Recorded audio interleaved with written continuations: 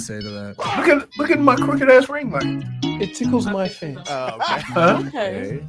So I mean, I don't have hair. I'm talking about just the light. Look at the actual ring That's light. like, no, it's Wait. yeah. That's true. You do got me.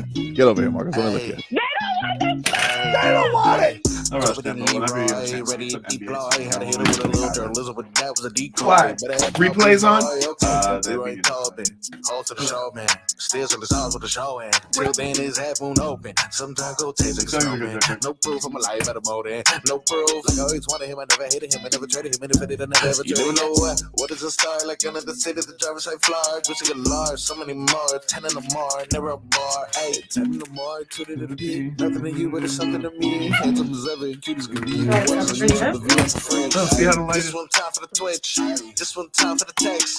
This one time for the phone line. Whole time wonder what they gonna do next. You know, I Way to just go. wish you guys would stop the quibbling. That's bro science right there.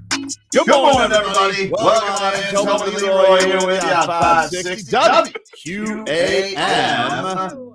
Taking up until 2 o'clock. Leroy, I gotta say, Leroy. No. What a day you're starting off with today, dude. What a Because day. can I just tell you why? Because this barbecue thing has me heated. Oh. This debate. You had to get this topic in today. I did. And I accidentally sent it to Two teams in the championship, and you're like, no, we're starting off. No, wait till tomorrow. We're starting off with And- media day. It's a big day. The only thing that's going on right now is Roland Garros. I know, but did you see Coco Gauff? She is added to the Jimmy Butler lore. We'll get to it. We'll get to the sound later on. But she is Coco Gauff from Delray. She is a huge Heat fan, huge Jimmy Butler fan. Right. And apparently this has been there's more to the Jimmy Butler prediction lore that Coco Gauff added yesterday while at the what the hell do they call it?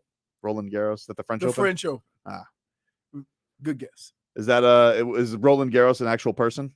No, it's the yeah, isn't he? I think he is. He's the One would think, right? yeah. Is he the greatest French player of all time? Dude. Somebody get Joe. He knows tennis. Anyway, get some headlines, which is really just Leroy's rant, brought to you by the new Palmetto Ford Truck Supercenter. Why buy your truck at a car store? Palmetto Ford. We know trucks. Okay, so what are you upset about? What are you heated about? He's So- being mean. I'm not being mean. So here's the deal. Why when you spend your whole life working for something, then you flop on the ground and cry? I mean, he's happy, dude. Why? I mean, but you work for this. You should expect this.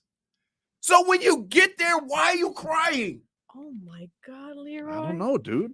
Do you know, like, you say, I work my whole life so I could do this, right? And then you get there. Because It's there's like- a lot of people around you that are doing the same thing, working their entire lives, doing the same thing as you. And then when you get there, you're just happy that you made it. Okay, be happy. Okay. So what? He's emotional. Are you going to blame Yeah. his tears? Oh, blame his tears. Man up, Ladybug. That's all I'm gonna say. Get to what you're upset about, which So- is you're lashing out. You've lashed out at a few things today. One, J Fig's trying to fix your camera. I was trying to fix your mic, and you're lashing out at the dude who just won at the French Open. He didn't win. It's not even. He didn't even win the actual French Open. But he won a at- match. I said one. He won a match. I didn't say that he won the French Open. This I term said is he like won 2 weeks at long. I know. But what are you upset about that has you so heated today? You know what? It would be the equivalent to Tyreek Hill crying because he caught a bomb in practice.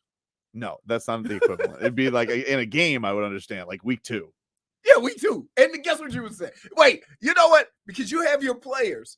You have your players that if they were to act like that, you'd be like, "Oh, look at me!" Well, look at me. wasn't week 2 the Baltimore Ravens game? Greatest game I've ever seen in my life. Huh? Wasn't week 2 the Baltimore Ravens game? Greatest game I've ever seen in my life. That game was good. I mean, That the game was best. The best. That was best. Love that game. No, okay. So again, I asked you for the 4th time. What has you so heated? So, we got into this situation yesterday talking about Kyle and his chip bringing. Oh, and I just happened to be on Kyle. I just happened to be perusing, and I hit a Reddit article that asked a very simple question.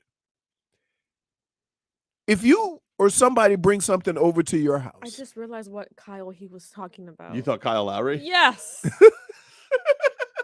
Kyle Lowry would bring This chips to a man's party. talking about the no, he chips. wouldn't. Kyle Lowry bringing meat. Like, come on. Nothing about him says I'm bringing something light. This is what really is upsetting you this morning? Yes, I can't deal with you. because At least we haven't started off with the Stephen A. Smith topic. wait. So if you bring something over to somebody's house, Yep. for a picnic, barbecue, whatever, and nobody eats it, and especially has to do with alcohol, can you take it when you leave? I'm under the impression no. I feel like if I bring something to a party, that's the person who I'm going to's party. I feel like that's part of the custom of bringing something. You're right. Right. It is surrendered immediately once it crosses the Right. threshold of the door. I feel like that's the way it should go, Dan. But- Dan but Day and today, by here's- the way. Here is why I'm so frustrated by this. Because my boy, He literally woke up this morning and said, I'm mad. No, he sent a text last My night, this boy. long thread. Right. This was in the afternoon, I think. my boy had a 50th birthday party a while ago. And I brought a bottle of Johnny Walker Blue. Wow. Good friend. I give it to him. Thanks, dog. Thanks. Dap each other up, bro hug, whatever. Happy Right. 50th. I go to get a glass. I come back. He said, dog, we ain't drinking that now. I'll put that in the back. Okay. And I'm like, what? You did want to kind of get a This little was bit. wait, months I ago, thought we were Leroy. sharing. If I wasn't partaking in this, You wouldn't have gotten it. I wouldn't have got it. Yeah, that's true too. Not bringing the good for you to drink with your boys next week.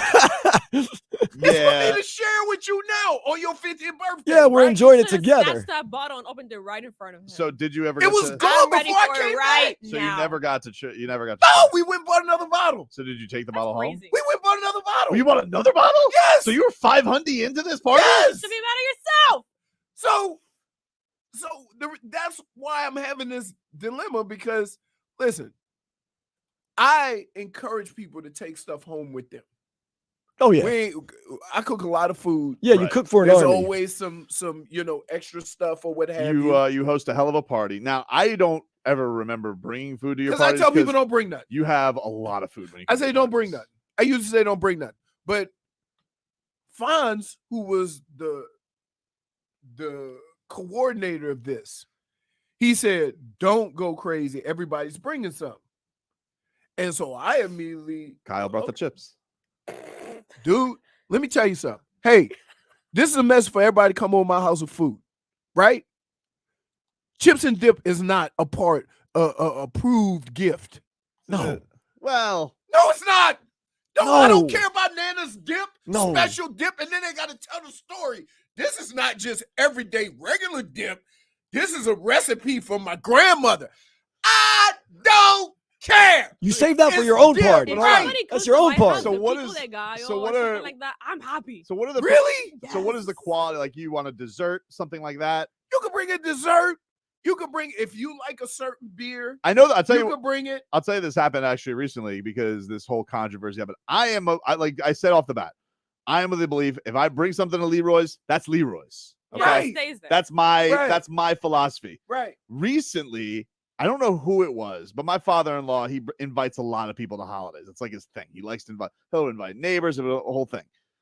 And so I don't remember if it was an in-law, I don't remember if it was a neighbor. I don't know who it was, but they brought a bundt cake for like nothing bundt cakes. One of those nice cakes. Ooh, Oh, yeah. that's it. Oh, that's So- that's That's a good bring. that's the Like Johnny that. Walker Blue of People, sweets. yes, That's a top-notch bring. Right? It's a top-notch bring.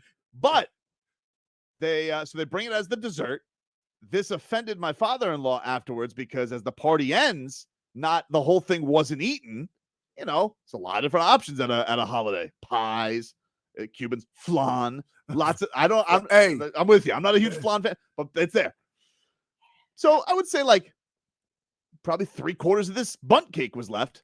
And the original bringers of said bundt cake, they took it home. No. Hey, No. Took it home? No. Hey, I would have armbarred his ass. No. Hold up, player. Because my father-in-law goes to he goes to the next morning. He's a snacker.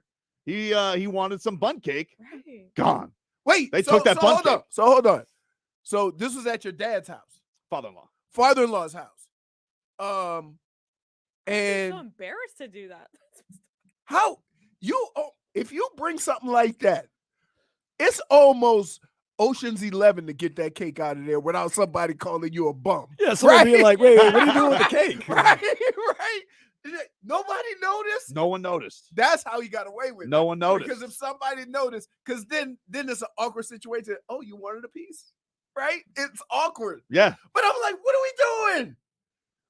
First of all, unless you call and ask, and the host says, you know what, bring some chips or some dip or something like that.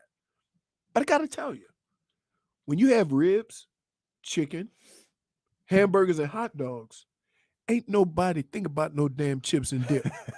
Right? No. So no. So what is the? But like, I know, like it. I don't I feel know. like it has to be offered by the host who you brought it to. So if I bring you whatever, if I brought you any type of, hey, just bring it home. We're not going to eat this. It has to Right. be given back. Right. Once I cross into your Yeah. threshold, that's Yeah. your Well, set 'cause item. I gotta tell you, I only break out the special to-go boxes for certain Mhm. people. I always let people take food home because our family ain't as many people over there. Right. We ain't gonna eat it. So I always say pack a plate for, if you got a husband, or hey, bring a plate home to mom and dad, or what have you. Right. But here's the deal. The only time I will expect you to take what you brought home is if I don't like it. So all people that Like bring that flying, potato pie. that potato pie. Well, Just- it I can didn't- stay I- home. I put it outside. Just for future reference, if you ever go to a shindig at the Hordes, no flan. Yeah. Or that. Don't Or flan, no I'll potato. say, if they say, hey, you want me to bring anything to drink? I don't drink like multiple different types of things. I drink one beer. I don't just drink any scotch or something like that. Right. So I'm simple. I don't do a whole lot. So I would say, bring what you like to drink. Mhm. If I say that, then and you bring Heinekens and that what's that? Dos Equis. Amstel So and bring your Dos beer Equis. home. I don't drink. I'm like, Stella. take it out. So one time, and it's Kyle again. They Kyle, brought man. a big box I of really don't like Kyle. Bud Platinum. Oh, Right. So I don't Ugh. like, again, I don't know about beer. So I don't know. They were drinking the hell out of it. There was some left. That platinum was still there on Monday from the last time they came over.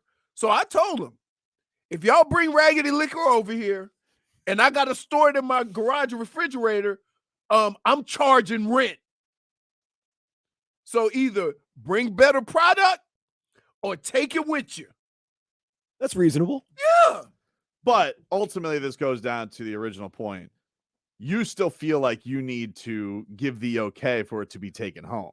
Like if you did like something that was brought and you did want those leftovers, you feel like that. If I had some type of thing that I brought to your house, Yes. and you did like it, let's say I brought empanadas. Oh. Okay, let me say I brought a little half moon. I brought and whatever, Yeah. and they were left over. Those are your empanadas. But if I took those empanadas without asking, but took them back, that's a bad look. But I will always go through what's left and tell people. Because what I would do if you brought empanadas and there was some left over, I would tell others to take a plate and put some empanadas in there. I wouldn't necessarily save them for me. Yeah, because but the point is, it's it's, not yours to divvy up at that point. Right. I'm like, what? Like if I left and I saw, oh, Leroy has 7 pulled porks left. Those are mine. I'm taking them home. I think that's in poor taste. I always take them home in my stomach. Like if there's like a half of nothing bundt cake left and I really want it, I just start eating as much bundt cake as I can, and You then get full Right. of Like if you bucket. want some, take a slice if you brought the yeah, bundt cake. or say like, Right. oh, my grandma's back home, she doesn't get out bring much. it back the whole bundt cake. No, And I'll tell you that I've done this. My kids will say, ooh, I want one. I say, well, I'm gonna bring one to the party. I've gotten a small one and left it at the house. Mhm. So we bring theirs. It's a gift, and then we get home. We have bun cake or whatever. Right. But it's just like, come on, man. I gotta say though, for Harold, I kind of get it with him. It's a present, you know. I have my present. So It's his but wait, birthday. that's what I'm saying. Is it a birthday present or a party favor? Johnny Blue is a very nice present. Party Wait, who's favor. Harold?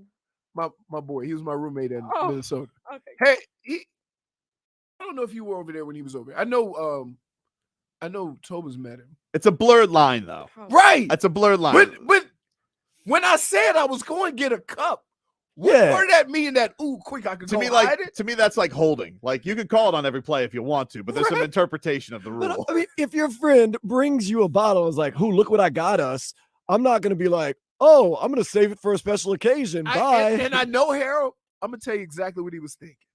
Here's what he was thinking. He said, "Now, if I open this bottle, then all these people who over there drinking Jack and Cokes gonna all of a sudden want some of this, and I ain't gonna be able to have none later. At a later date, right?" I knew what he was thinking, but you always say, "Hey, wanna?" Yeah. Sigame, Leroy. Yeah. Sigame. You go in the room, you pour Yeah. yourself a little something, you're Yeah. gonna put the rest of this away. Right. But you and me together. Yeah, right. Agreed. Like you have one drink with your boy, and then The rest of after it's that, all bets are off. But like to go take the whole bottle, even in the box, and put it in the back and put it as part of your liquor display. Yeah, you're having the I'm commoner. mad as hell. Yeah, you're having the commoner's liquor. Right. You say drink some Jack. I'm like, dude, that's why I brought this. Right. Because I don't want to drink Jack. We got Crown. No, don't try to. He tried to, Try to downsell you on that. He tried to down. You allowed But this. you It's can like drink going as to much court, Crown as wait, you They're want. going to McDonald's and they say, you know what? Don't supersize it. You need a small. Right? That's basically what he did to me. We can have one cup of Johnny Walker, or you can drink all the Crown you want. No, I don't drink like that, so it don't Negotiation. matter. Ralph, what's up, man? Hey, what's going on, guys? What's happening? Listen, I got a better one for you, right? So we have a family member that every time we plan a family meal, we're like, oh, we're gonna bring this, you bring this. She's like, no, don't worry about it. I'm not gonna eat. I'll be there later. And it's the first one to go in the house and Eat take up. 7 plates of food. No, take 7 plates of food for her son, her son's girlfriend, her dad that's gonna be at the house for the next day, for everybody, and never brings a plate of food ever. Nobody We have called to her out call her on it? We did. We called her out, and guess what happened? She divorced him. What? She divorced him and didn't want to talk to any of us. Wow. I'm out of here. She said, I don't want to deal with this. I'm out. Wow. She was. You know what that is? That's What is called it? a divorce out of a sheer embarrassment of being called out. Shameful divorce. It's Listen, shameful. if you do something like that, you're going to get called out by me. I don't care who you are. I do not say. I'm Hey. calling your ass out. We think alike There you because go. you know I call folks out. There you go, Ralph. It's crazy. Anyway, Wow. there's that. Now but here's what I would say. In all fairness to everybody who comes over to my house, Yeah. they always ask, right? Yeah. And wanted to avoid that situation because most people tend to bring what they like. You know what I mean? I just say, you know what? Don't worry about it. Here's what I'm having, Mhm. right? If you want to bring some cookies or something like that, something everybody will eat. So I try to have everybody bring something that's gonna contribute to the meal instead of just saying, you know what, bring something. Because Last I night- got 37 bags of chips, Kyle, in my pantry. Yeah, Kyle. Kyle. Last night before I went to bed, I was thinking about you, Leroy. But For where we're from, number one, you tell everybody if you want something specific, bring it. Other Right. than that, I got you covered. And it is hugely disrespectful to run out of food. Well, hey, he's right. It gets Yes. me angry. hey, dude, you wanna be kicked out of the down south club? That means you can no longer have barbecues, cookouts. Nobody will come over. If you If they go, hey, remember that time in '73 when they ran out of food? Ooh. You can't go over there. You can't go over there. I went- The I went date- to a- the date mark. They go to date. They know. Look, they'll say, hey, last time we went over A&T house, we went over for Thanksgiving. They had a limited small turkey. Everybody ain't getting no turkey. We can't go over there. Ain't going You back. can't. We can't have that party over there. If you have a party for 100 people, you cook for 250. Yeah. That's Louisiana stuff right there. Richie, what's up, man? That's Cuban. Hey, Tobin, what's up, my man? How are you, buddy? Long time no hear. Listen, man, I got to give you guys credit, man. I haven't heard from you. I haven't called in, Tobin, much. I'm a little depressed because of my Knicks, but regardless, I want to commend you Heat fans. You guys, man, come on, man. You guys beat Milwaukee, beat us up, beat Boston, and now you're ready to go. But guess what, man? This party's over. Oh, come on. Wait a minute. You don't get to get Richie. Everybody says that. Richie. You pulled the curtain on us. Hey, hold up, Leroy. This party's over. I'm going to Walmart right now buying some brews for you guys, all right? Get out of here. So all you fans Richie. can clean up Richie. that stinking arena. Richie. Now, go ahead, talk. Let me tell you this. Yeah, It is Leroy. in very poor taste by you Here we go. to for your team to lose. Richie gives props. And he goes, yeah, but now it's over. Then the next thing Richie's gonna say is like, well, listen, I want to give you guys. Nah, I props. hung up on him. There he goes. Richie is like, I want to give you guys props for beating Denver, but it's gonna rain on your parade. Hey. Oh, it's gonna rain on that parade day. Here, first of all, if you are a fan of a team, you ride that team. Okay, you're a Knicks fan, Richie. Y'all lost. Okay, keep it moving. You have two choices at that point. You root for the team that beat you, or you just be quiet, right? Oh, he's But not gonna there's be quiet. under no circumstances can you then root for the team that plays the team that beat you. I think he's changed his name to Richie-ich because he's become Serbian. He's gonna be rooting for Jokic. Richie. Let's take a quick break. Back after this.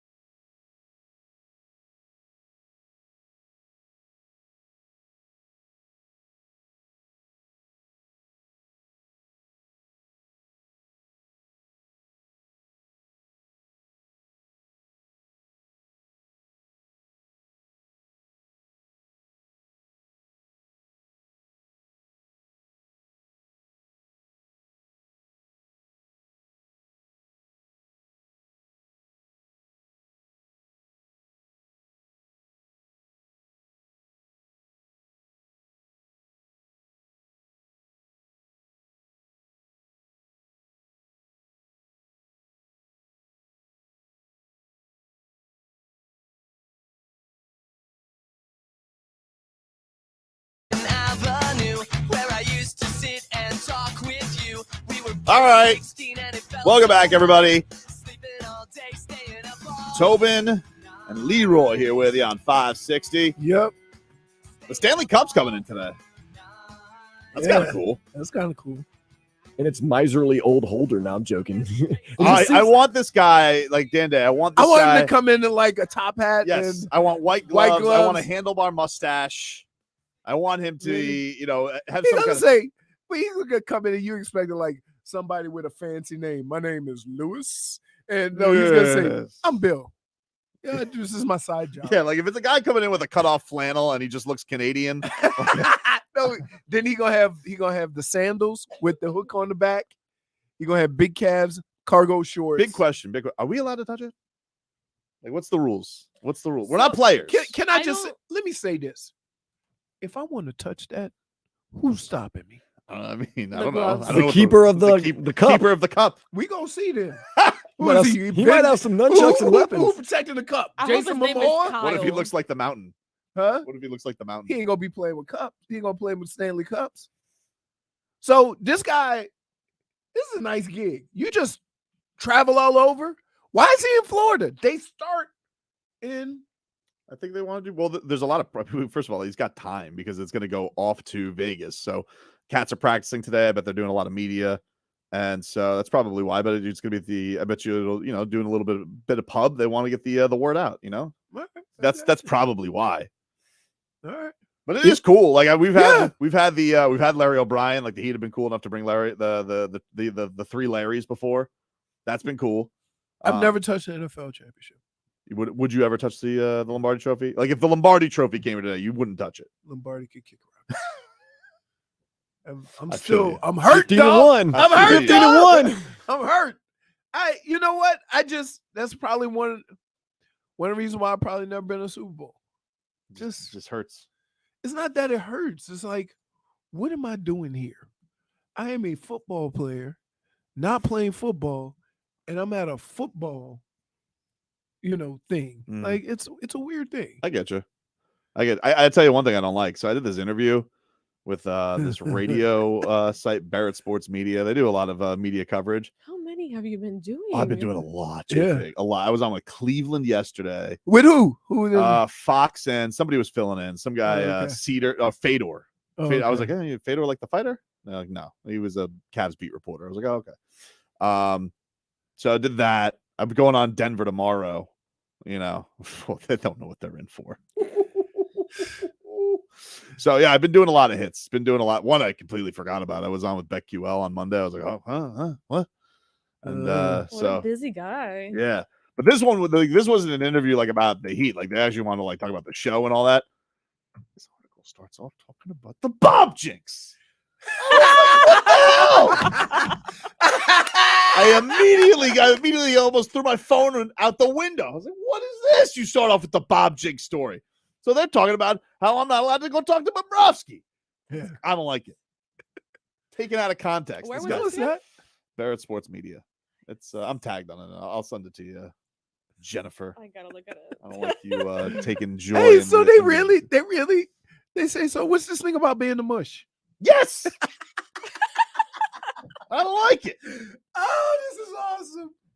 And they just brought it up. It wasn't you talking No, about it. I talked about it, but it was kind of as an aside. I think it was going to lead off the article.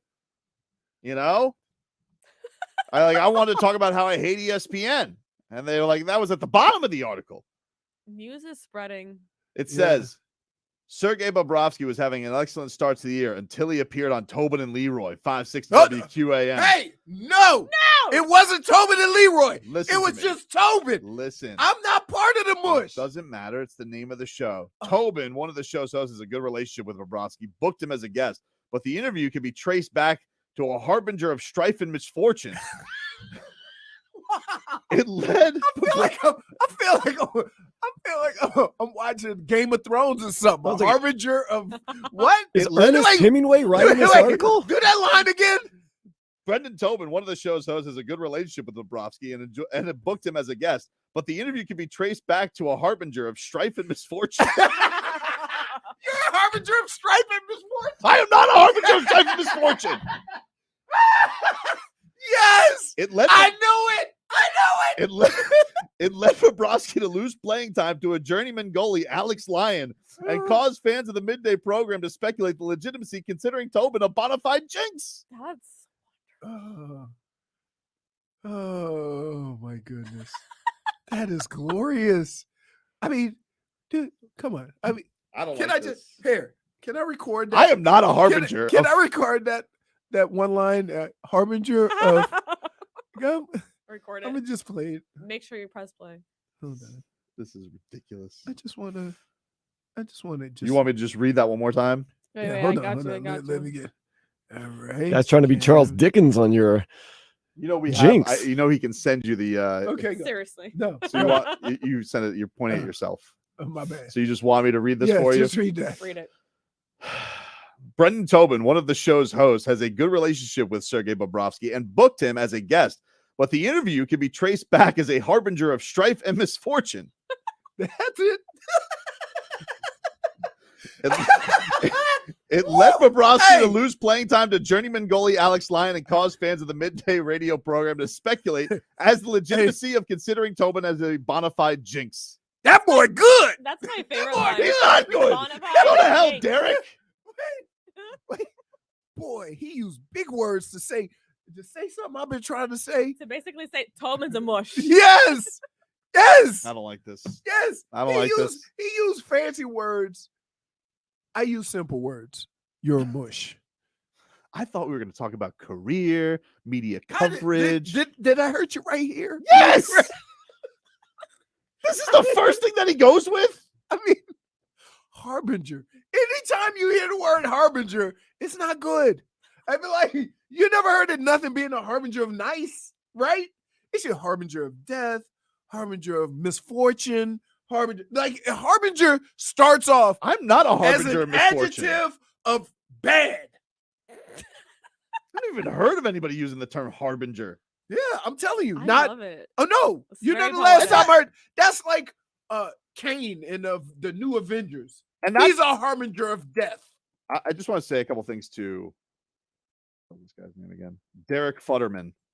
Derek, I'm not a harbinger of strife or misfortune. The fact that you say I'm a harbinger of strife Wait, so and misfortune. what was your You got two. what was your response to all of this? What do you mean? What was my response? It was an article. It was an article. I don't know, didn't- but I thought He you were didn't on the call show. me. No. Oh. This was an article, Okay, JP. okay, They my bad. interviewed me All right. about the show and what's Mhm. it like covering two teams in the championship. Got it. Oh, la la la la la. And this guy, this is exactly why athletes don't trust the media.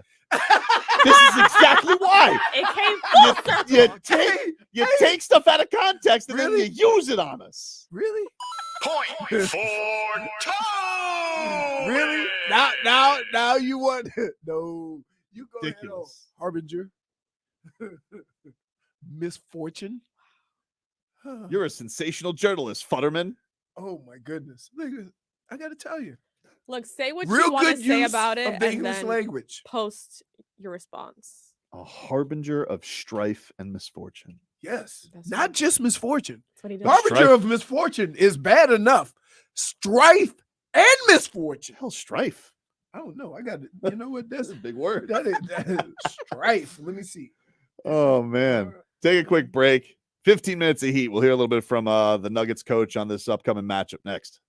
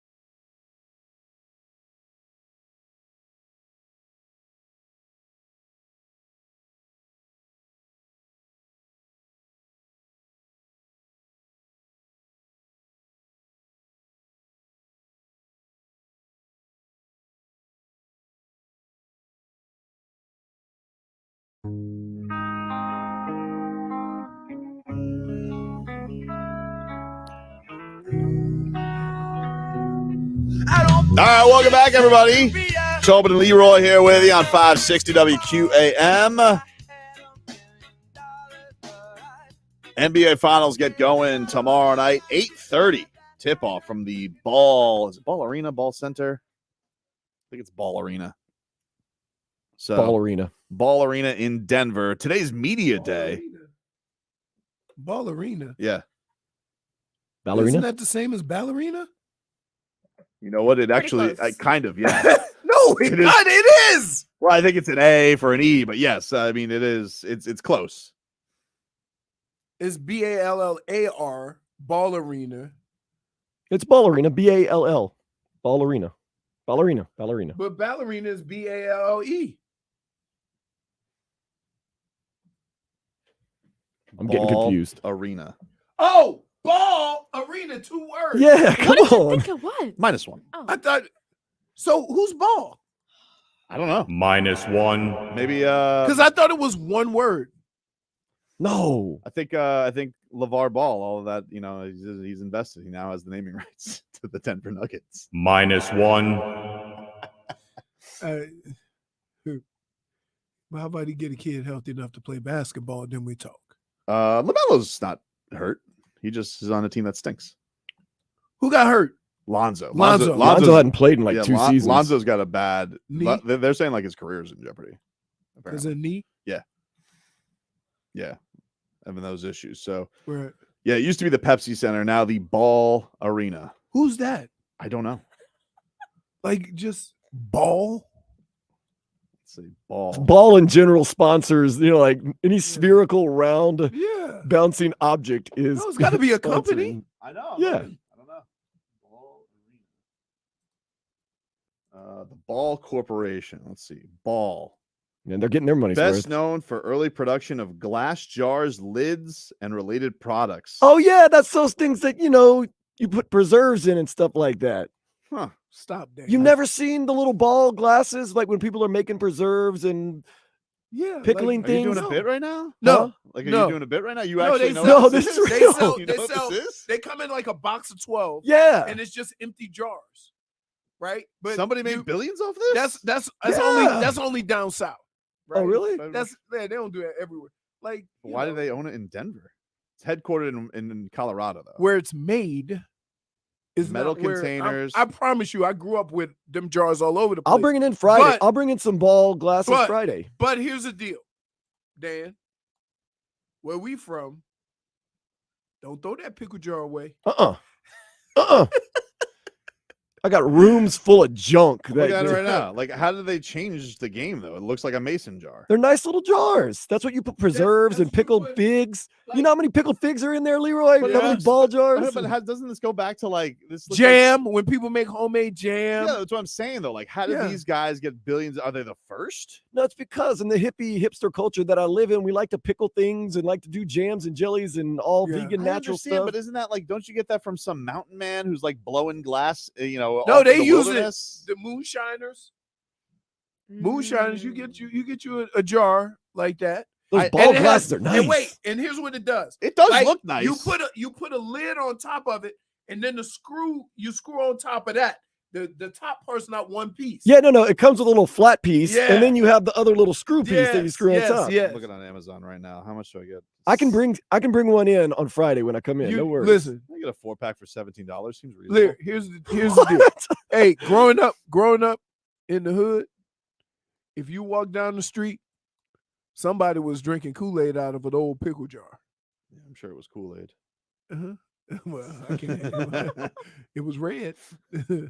Well, because they bum juice they just drink out of the bottle. in No, a I mean the paper last time I went bag. to Tennessee, like you could of course have the moonshine out of the mason jar, like they were selling that, like at the old smoky distillery. Fire. Yeah, really that good. stuff is strong, huh? So good. Really good. Yeah. Really good. Uh-huh. And that's why everybody talks like they have peanut butter in the mouth up there. Because they ain't got no teeth. I don't know. Was it real smooth? Some flavors. I mean, they have everything. They had like, from watermelon to, they're just straight dragon breath. Yeah, I like the dragon breath. I like to know what So I'm doing. wait, so That's what you and D went and did? Yeah, Sip we did a moonshine? tasting. Yeah. You have to do that. If And you're then they got a national- bluegrass band right outside. I mean, you feel real country. That's not country. That's country. Country. Well, from Rocky Top to the Rocky Mountains, let's hear from Michael Malone. Michael Malone, he's a good coach. Good coach. He is. He's getting a little fed up with he's pulling the old Tobin. He did. He pulls out. He's been receipts. pulling the whole playoffs. This is a team that is. I got to work my way into some hate for this team. You know, that's how I fuel Because you guys are watching. samesies. Kind They of. ain't getting no love either. Kind The of. number 1 seed in all of basketball getting no love. Right. He's also like showing a lot of love to the Heat. Like I they're know. not an 8 seed. I They're know. the best Hey, team. I They're didn't like overlooked. Hey.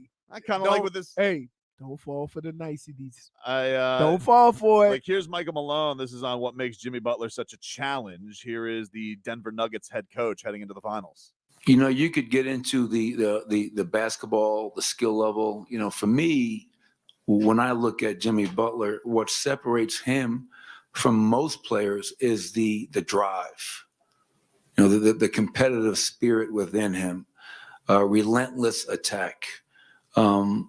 And it was really cool seeing the press conference they showed from last year when they lost, and how everything he talked about in that moment kind of came to fruition a year later, and he has this team back in the finals. So I think what makes Jimmy hard to guard is we know he's talented, he's big, he's strong, he can get to his spots on the court.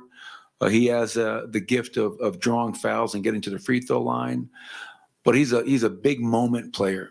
He's not scared. He's tough. He's relentless, and he's a warrior. And I think that's why from the play-in games to that first round series against a really good Milwaukee team with great defensive players, like Drew Holiday said, it didn't matter who was guarding him. You know, Jimmy was going to get where he wanted to go. So, and it's not just on Aaron Gordon. It's on all 5 guys on the floor to try to slow him up and to give him different looks. And we'll be ready. Dude, it is crazy how Aaron Gordon's kind of turned into their stopper. Like you just remember his like Orlando days where he was just like I had dunks in that. I still look at him from a dunk contest. I know he's That's not that it. though, but like Right, I that's know what he's happens when you not. go to a better team. Right. You go to a better team, they figure out how to use you and use your athleticism. Well, he's very similar to Caleb Martin in that very athletic, does a lot of different things, and can push the ball and get to the rim. I mean, Caleb does a lot of those things. So I'd be interested to see how they're going to guard. Because Bam's going to be on Jokic. Bam's got such a series ahead of him. A lot of pressure. on Bam. Who's going to do Porter Jr.? Who's going to guard Porter Jr.? Who's going to guard? Because Porter Jr. is just as tall as Jokic. Yep.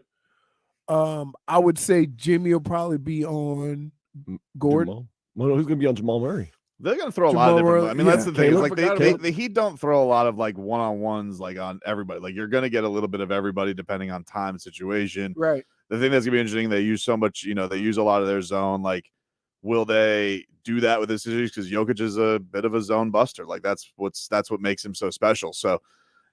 The thing is, though, like I can't put anything out past Eric Spoelstra. Like he's. I can't. on how Right. he That's figured what I'm these saying. things out. I'm interested to see what the plan is going to be because I'm curious, Does he and go we back can to- sit here and Love, figure love. it out. We can sit here and figure it out, and it doesn't make sense when we talk about They're it. such a big team. Like I mean, like Kevin Love. Kevin Love well, here's the thing. I know it's not. I know it looks like defensive, but I'm just talking from a rebounding standpoint. That's kind of what they did against the Knicks. Like they had such a size thing they had to make up. And he's not going to play. He's not going to play a ton because in the crunch minutes they're going to go back to eventually this closing lineup of Bam, Caleb, Jimmy. You know what I would do? Gabe or Kyle, and then or Gabe and a shooter or Kyle and a shooter. Like that's how the lineup's going to finish every single game. Dust off Big Yurt. Dude, no. What are you talking Why about? not? He's going to go to Big Yurt. He's going to be his first playoff minutes are going to be against the player in the world. Use your 6 fouls, baby. I'm like I honestly, I want you look, to be aggressive. Here's what I I would say to want what you you're to saying. frustrate him. Here's I what want you to, to- and then you come over, you double him every now and then, but you just stay on Jokic. I want you to body him. Don't let him get into the paint and take your fouls. To what you're saying, I wouldn't hate it as opposed to Cody Zeller because I'm a little Zellered out, which by the way, Spo does too. Spo seems like he's Zellered out too. Hey, dude, He's 25 years old. He already is bald and wears glasses. like he looks like the oldest guy on the team, doesn't he? It's crazy. He looks older than UD. Here is Michael Malone also talking about they got to use their illegal air, that high altitude. With a guy like Jimmy, you got to give him different looks. I mean, you cannot guard him with the same player or the same scheme over a game, over 4 quarters, or a series, and that's going to be a challenge to give him different looks and to keep him off the foul line. He's third in the playoffs in free throw attempts per game. I think you're at 9.1. We know a lot of their guys are real big shot fake players, so the discipline to stay down, be the second man off the floor, give them one shot is going to be really important. And the last thing I would say is that we have to continue to get out and run. We're second in the playoffs in fast break points per game.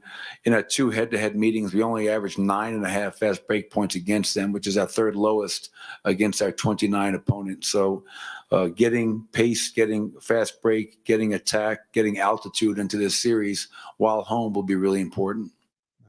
All right, He didn't. No. Use that illegal air. All right, dude. He's not, you know what? In a way, I respect it, the shamelessness of it, just to say, oh, let's get altitude into this series. Well, according to ESPN, we have the humidity. Right. That we take advantage of. So he's like, we're going to get altitude into this series. I see you, Michael Malone. Just putting it all out there. What? That's stupid. What do you mean? What? He said it, not me. You know what an air condition does? And pressure. Conditions the air. Nah, dude, not in an arena. Everybody knows about the illegal air. You can't manufacture that. They tried with the Rockies. You remember they tried to put the humidifier for the balls? Didn't work.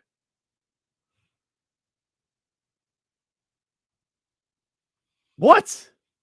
I'm telling you, dude. He's telling you right now. I would prefer that you say stuff like that on break. Why? So that way they don't both think we both stupid. No. Oh, because you're upset that Tobin and Leroy was both put into the article. No. Listen, they could put all of our names on that paper. Everybody know that's you. Everybody know who we talk about. Listen, he only said one person with strife and misfortune. Yes. Wow. Harbinger. Let's not forget Harbinger. What's up, Smitty? Hey, what's up, my brothers? How you guys doing today? What's Good, happening? Hey, I got 2 surprises for you. One, I know you guys are big Dolphin fans, but I got these tickets I'm going to send you guys. Get your address if you could text it to me or whatever. My dad used to print the tickets back in the 70s, 80s, and 90s for the Dolphins, the Heat, the Canes, and all that. I got these season tickets from the early 70s. I'm going to send you guys some. Just for your souvenir, you can guys put it in there for your little souvenir area. Cool, Smitty. And they're a complete set out of the printer that my dad used to do these. The second, I called yesterday that Boston radio station, the hub. Yeah. Man, just to listen to what they had to say. My gosh, they were so mad. Miami shouldn't have won, blah blah blah. And then I called in. They actually took my phone call. Wow. So I said, hey guys. Because I'm from Salt Lake. If it was 305, they probably wouldn't have answered me. Right about but that. since I'm Salt Lake, they answered. So I said, hey, guys, how does it feel to lose in the same building to the Heat and the Panthers? They hung up on me so fast. Oh, you got him, Smitty. I appreciate it. Smitty, I figured you guys liked that one. Well, I'll put you on hold, man. We'll get your info and we'll take a quick break. All right. Thanks for the call, Smitty. Appreciate it. All right. We'll be back with more for this.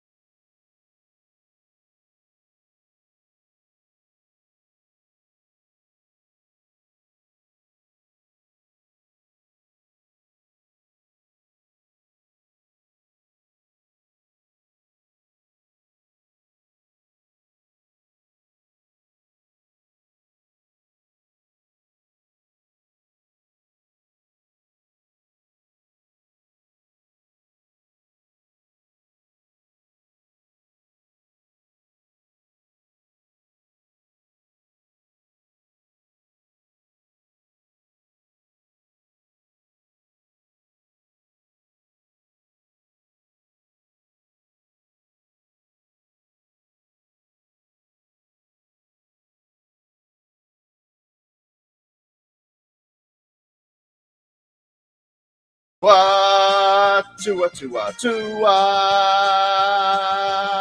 Tonga Vailoa.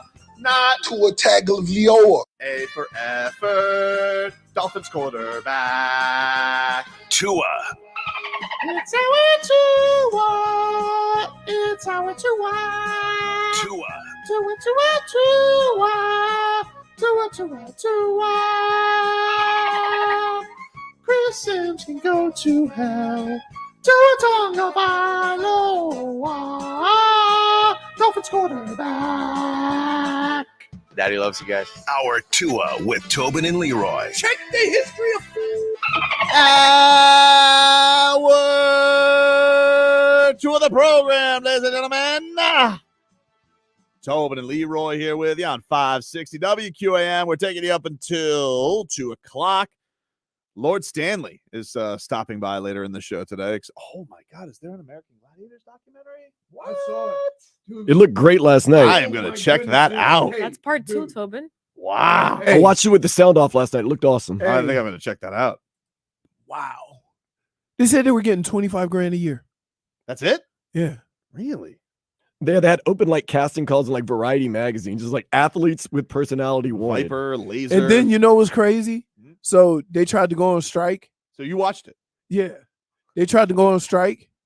And one of the guys running it said, if you go on strike, you're adults, you're under contract. You go on strike, you're gonna get fired.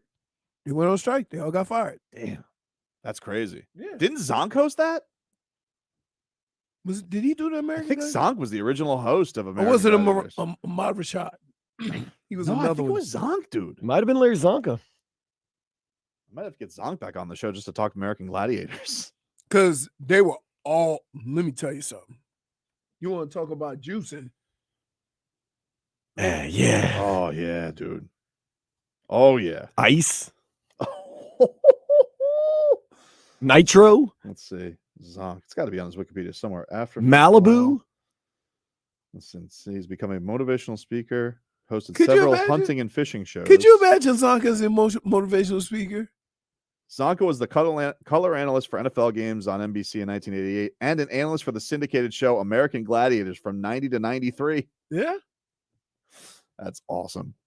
We got to get him on. I bet it was in his book. He's like, you guys didn't read it in the book? No, Zonk, we didn't. All I do is read your tweets. You're the greatest tweeter known to man. What are you doing? What? You always put yourself in a situation for people to question your work ethic. I'm a harbinger of strife and misfortune. I'm glad you're embracing that. How he's embracing it. Oh, man. Get some headlines here brought to you by the new Palmetto Ford Truck Super Center. Why buy your truck at a car store? Palmetto Ford. We know trucks. As we've been saying, Miami Heat, they got media day today. They'll be having practice around 1:30. I think it's 1:30. I'm a little confused. I got the NBA rundown. It says 1:30, but I don't know if that's Mountain Time 1:30 or if that's 1:30. I feel like it might be 3:30 then. I'm not sure. I think they practice at 11:30 there. So it's 1:30. Because today's a because they don't practice that late though. I'm just saying. No, they don't. Typically, they don't. You try to keep your schedule as normal as possible, and I would guess there's no way they're practicing at 1:30. Interesting. Well, I'd say they're practicing at 11:30. They are practicing. And it's 1:30 here. We know that they are practicing today, and there'll be some media day. So we'll see. I feel like Jimmy Butler on a media day is going to be really fun because everyone's going to like try and get the thing out of him, you know. So I think that could be cool. A lot of people question Jokic won't be fun at media day. Why? He's very serious. Basketball machine cyborg. Why you got him like was he Serbian? Yes. Serbian. Although he Drago. does, did you ever see him with a little horse and carriage? What? You never seen that? Oh, we got to get So like Serbian Drago? Like no emotion whatsoever. He just gets mad and madder. Yeah, he just gets mad and rams people in the back. There we go. So you can see big man with little horse. Look at me, Jokic. Big man, little horse. I mean, the horse might be normal size. He's just a giant. Who's that? That's Jokic. What? Yeah. Oh, that's the Trotters. Yeah, he's a harness racer. Jokic is? I think so.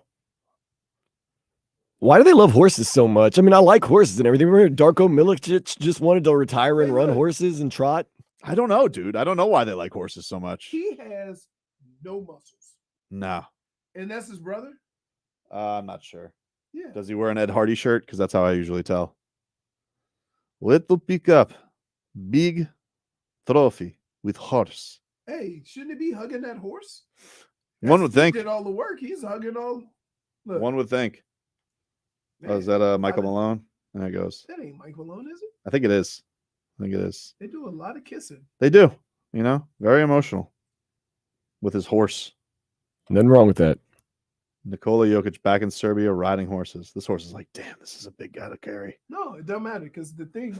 That's why you ever see horse racing. The guy's always fat Is he? in the back. Yeah, I'm not. it's not like little jockeys. No, Man, because the So they don't got. Yeah, but wouldn't you want a lighter guy in the back? That doesn't help. No, because the way the buggy is, you don't pull all the weight. You're telling me the horse doesn't feel anything? No, I'm saying the way they have the buggy position, the weight doesn't matter. I like how he just doesn't even have a car in Serbia. He's just running around. He's going to market with his horse. NBA MVP 2-time. Me and Horace And go they're to running market. the wrong way. They're going counterclockwise. Well, I think it's that's how it's rolling over there. Wait till Jovic has horses, dude. What? You don't think he'll like horses? Different style growing up, getting to grow up in Denver and then grow up down here, right? Wait till his mom tries to convince him to graduate high school. He won't. Oh, why? He's got Astron down here. He said, I graduate. What do you say? Mama, I did graduate from the U. Nicola, why don't you come home? Please get the diploma. Mama, I got diploma in the S. Oh, gosh. Coach Butler says, all I need is degree in buckets. The rest will come. What You liked how I looked, though. I showed you some of that Jovic footage yesterday, right? That guy's going to be something next year. Dude, listen, I get what the Heat do, and I understand it. But you telling me that guy can't help at all? I don't know. I mean, like, just be wingspan. Just be wingspan. Be tall, right? I mean, can you imagine? Think about this. First of all, one of the things that Jokic has an advantage over a lot of people is that the person that has to be good enough to stay in front of him is usually 5 inches shorter. So if you find another athletic 6'10", 6'11" guy, that would probably give Jokic problems. Maybe. I mean, his passing is just so crazy. Like, crowd him. I'm telling you.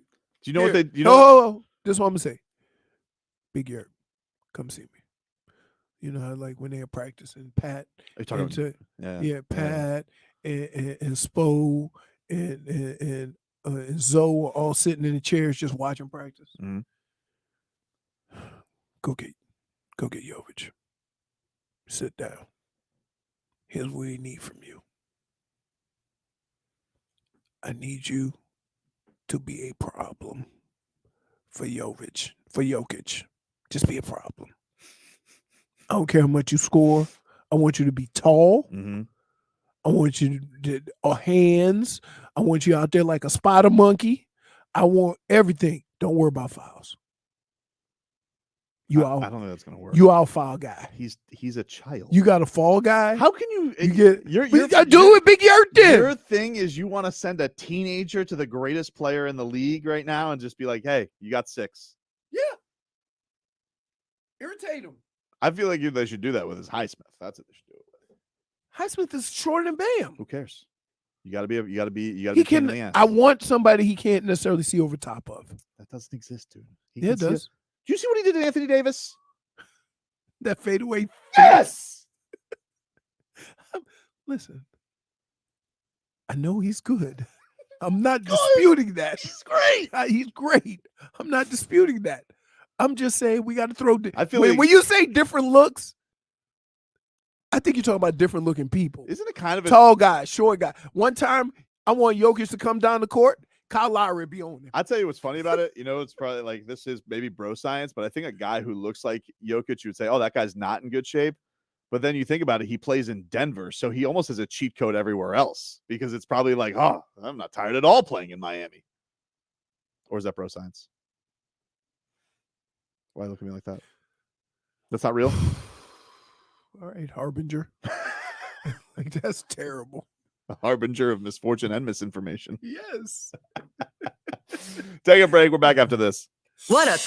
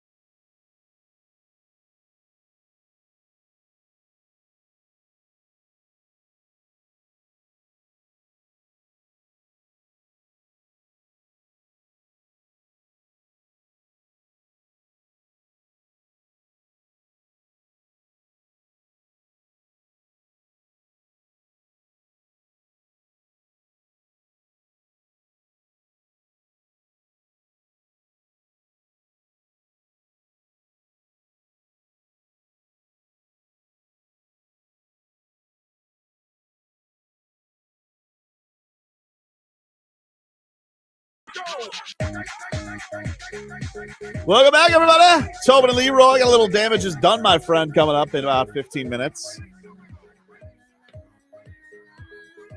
I feel like I'm going to use a J-Fig today for mine. Why? You what? You tried to box me in yesterday. I didn't appreciate You it. might use J-Fig for what? You know, you For- realize for- that yesterday Hmm? during a segment, you said, "Oh, welcome back, whatever, Mhm. Monday morning." Mhm. Yesterday was Tuesday. Yeah, that's an understandable thing, though. It's a holiday. Like, you're lashing out right now. I mean, what you're doing right now is doing the exact thing. You're deflecting off of you as the utmost highest honor on this show. You're supposed to be a neutral party. Your spirit, Leroy. I am a neutral party. Here's the thing. I don't know if you are. I think you have swayed more to the side of Leroy Horde and trying to box me in and minus ones. And I've boxed both of you. Nah, I before. feel like it's gone more towards me. I feel like the judgments of Judge Fig have gone in the wrong 'Cause direction. you do a lot of things. How would you Brendan. how would you like the judge to approach the harbinger of strife and despair? Well, it's misfortune. Misfortune. I would like to say, well, I don't like that she tried to go along with people saying that I was trying to throw you under the bus, which I did not. You should take that up with Steven. Well, that's fair, but you just took his word for it, you know? Why would Steven lie to me? I don't know, but why did he? That's the question. Mm-mm. That's the question that you should ask, you know? Mm. Got to be careful. Got to be careful out there. Look at him wiggling. So what are we thinking here? Hmm? Games tomorrow. Practice, media. What are we thinking? You want official picks today or do you want No. official picks tomorrow? No, I'm just sometimes before I get to my picks, Mm-hmm. like we were figuring out earlier, who's going to do what, how they're going to go about taking care of this problem or that problem. I think the biggest difference between them last year and now, forget the additions of was it CP3, not CP3, KCP. KCP, Bruce Brown. Okay, forget that. That's your dirt. That's your guys that's gonna get gritty, right? That's the guys, your antagonists. Mhm. Those guys are defensive guys that are gonna just cause problems. But Porter, Jamal Murray, and Gordon. I mean, dude, that's a It's a big stacked team, yeah. dude. I know it's a good team.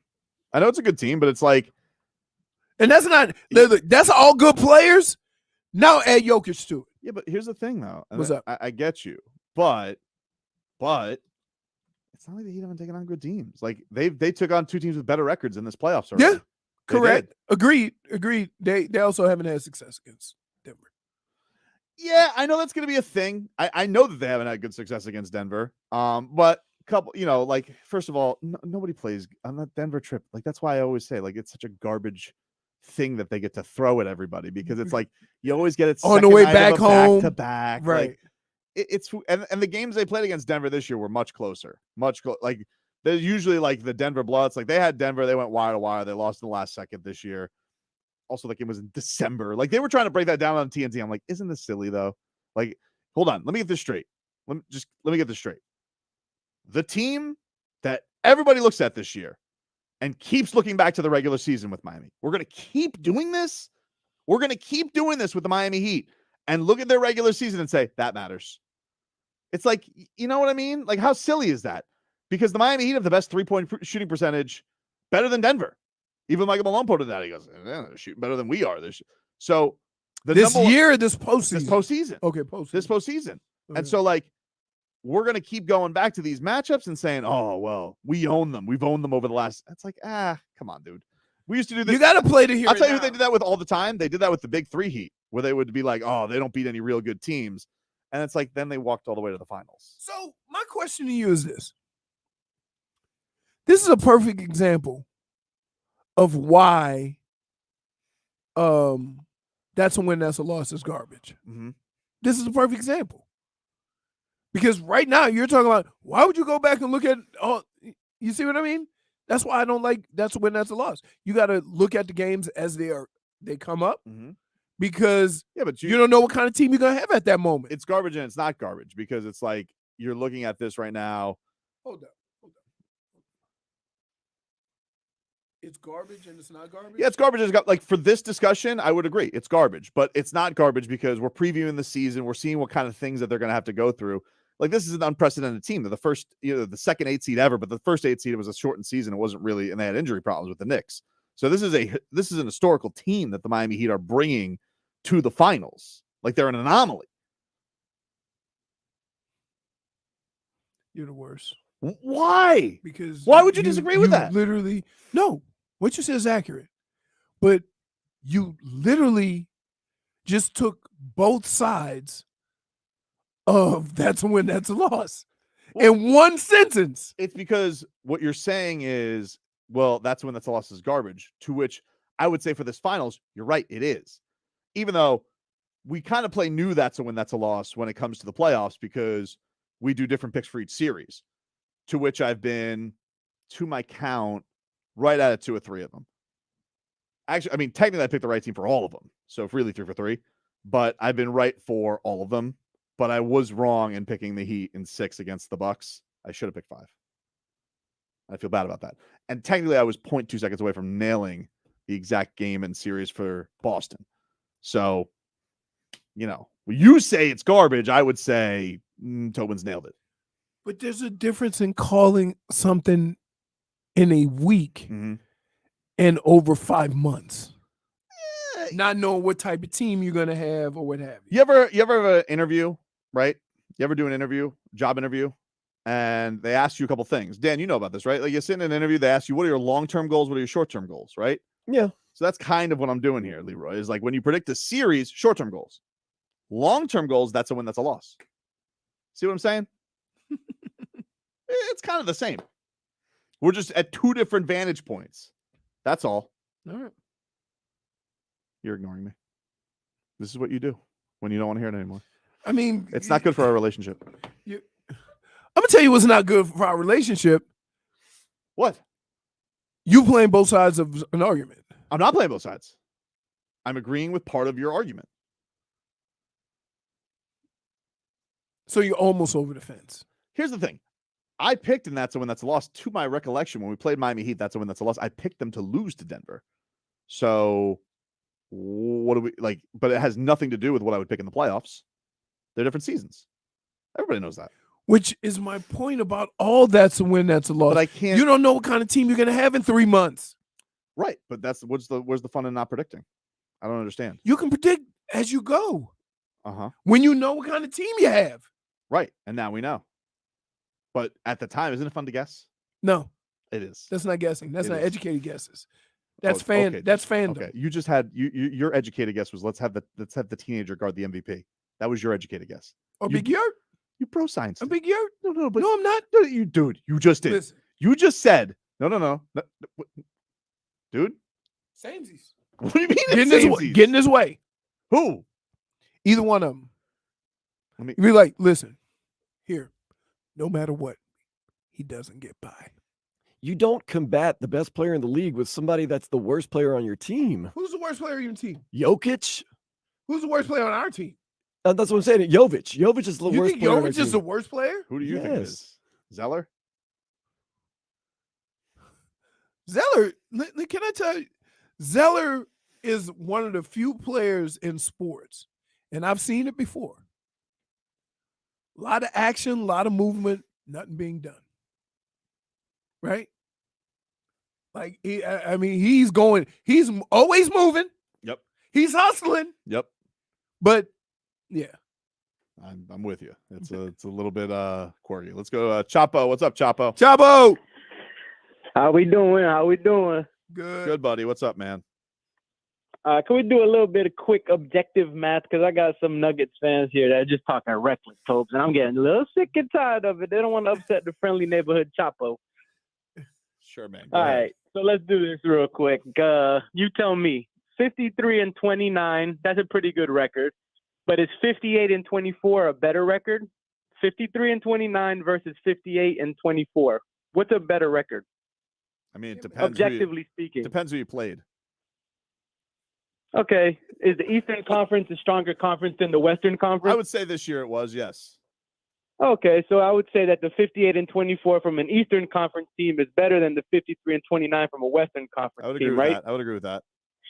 Okay, what about 53 and 29 and 57 and 25? I Chapo, would go with Chapo, 57. you 57. using a Yes, sir. lot Yes, sir. to do bro science, dude. Okay, so where are you getting to, Chapo? I got you. No, I got you. I'm just saying, everybody want to say that, no, the Heat never played a team as good as we objectively have beat two teams that are better than the Nuggets already. I tell you one thing. That were both the title favorites. I saw this yesterday where they were arguing on First Take about who had the tougher path, and I thought it was laughable. I was like, how could you even come close to arguing that Denver had a tougher path than the Heat? Like, how is that? How can you even correct the Timberwolves, a broken Suns team, and the Lakers, who also were kind of breaking down at that point. Like, I get it's LeBron James, I get it's Kevin, I get it's LeBron, I get it's Kevin Durant, but like, you're gonna say that the Heat beat the two best regular season teams this year. How could you say? How could you say Denver had a tougher path? Silly. Finish your point, Chapo, because we gotta go to break. I got you. The Suns traded everybody to get KD. Terrible business move there. Maybe in the future it'll work. Maybe it won't. They got rid of everybody. The team was trash. Lakers barely got into the playoffs, and they got a choke artist AD who's amazing some days, trash the next. And LeBron, come on, man, dude's ancient. Right. So I'm tired of it. I'm gonna call back tomorrow. I just had to get this one off. I'm tired of it. Let's talk objective, and don't make me play the Pepas for the Nuggets fans. Y'all have a great day. Nothing's more objective than Pepas. The damage is done, my friend. Is next.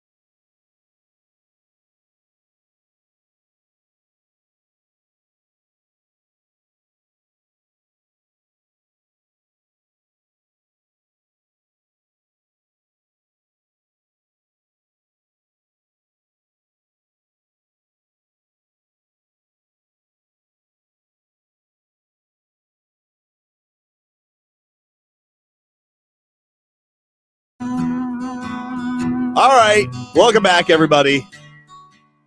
Tobin and Leroy here with you. Lord Stanley is on his way.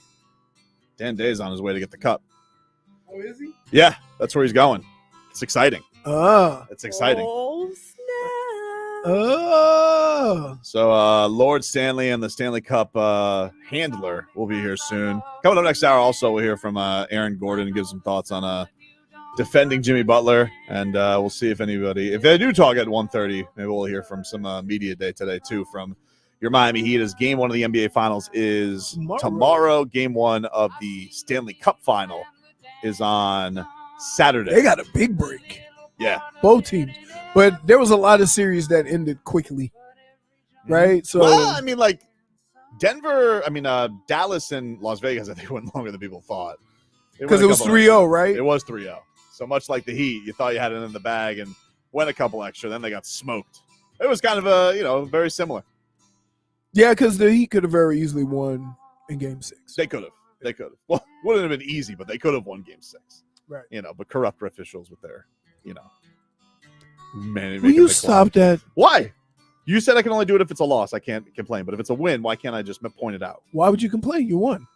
Because it took an extra game and it shouldn't have. Adding time. But that's not my damage is done today. My damage is done goes to Scottie Pippen. Let it go, bro. So Scottie Pippen, he was on a podcast recently, and he referred to Michael Jordan as a horrible player when he got to Chicago. And everybody is wondering, like, Scottie Pippen has been on a very petty role with Michael Jordan. Now, I kind of understood it when it came to The Last Dance, because they didn't really paint Scottie in a great light in that documentary. No, they didn't. But as many point out, Larsa Pippen is now, of course, with Marcus Jordan, which I can understand if I'm Scottie Pippen. I mean, that is annoying. So I just kind of feel like with Scottie, though, like maybe when it comes to the MJ questions, we just pass on them.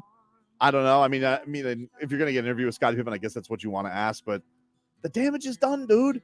We can't go – like, I get it. Maybe the lore of Michael Jordan is too much. You certainly didn't get your just due, Scottie, as one of the greats on that team. But a horrible player? A horrible player. I knew what he was trying to say, but sometimes when people feel regular words won't fix it, they use big words. And when he said horrible, then I was off. But when people say, hey, I know everybody thinks Michael Jordan's the greatest of all time. I'm not going to dispute that. He said it. Michael's a great player. However, he didn't win nothing before we got there. Right? That's all he could have said. Mm-hmm. But to kind of say he was a horrible player, I mean, he was a different kind of player. He's what a lot of young players are. A lot of young players want to get theirs. They want to earn their stripes. The only way you can do it is by scoring and getting yourself out there. Then after you get settled in as a professional, then you start only thinking about winning championships. So that's kind of that road that Jordan took. A lot of guys take it. When did LeBron win his first championship? 26, 27. That seems to be, where they do it. It happened sooner. When did Steph? Steph was 26, 27. When he won his first championship. That seems to be the going thing. Now, for some reason, we have gone in and start saying trying to force these kids to do it sooner. Wow. Look at that. Look at that. Look Holy crap. that. Lord Stanley has entered. Wow. That is something. We're not doing Goodness gracious. Look at that thing, J-Fig. That is impressive. That is crazy right there. All right, we'll get to that in just a second. As some cat talk is coming up. What do you have for damage, Leroy, today? So my damage is done is going to go to, I'm going to use another party foul, okay? People come over to your house for a party, right? Yep. They know it's a pool. Yep. And they don't bring their bathing suit. And then they start asking people, do you have an extra one? Or somebody suggests, just go swimming in a Brian Draws. Yeah. No. I would listen. Don't come over my house swimming in shorts. Okay. I want an onion bag. I want the shorts with the onion bag. No, that's just basketball. regulation. That's regulation swim trunks. I don't want you just in there with some Hanes. Unbelievable. J Fig, what do you got for damage today? You know, your influence is just so grand. What do you mean? Brendan? What? I love how your mushness has gotten into articles, and now I go to the front where the sales team is. Yep. And I get told from our very dear Shelly, is he really going to do that? Do what? Is he really going to interview Bob? Maybe I will. Is he going to be a mush? Maybe I will talk to Sergei Bobrovsky because I'm not a mush. No, you're Is he not gonna a mush jinx us? anymore. That's what she said. You've been upgraded to harbinger of strife and misfortune. This is ridiculous, dude. Yes. This is Your damage has ridiculous. Hey. All right. Just... We'll take a quick break. Lord Stanley is here. We're back with more after this.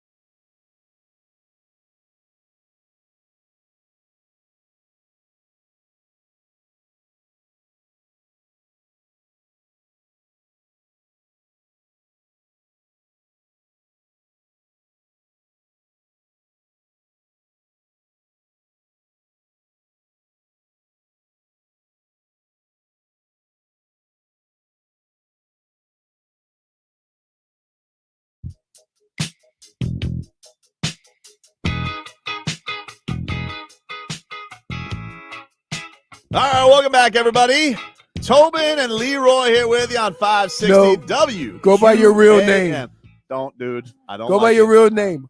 Harbinger of strife and misfortune. Dude, I don't like what you're doing, especially when we have guests in studio. That's not cool. You throw me under the bus. Well, I already told him the story about Bob, so like,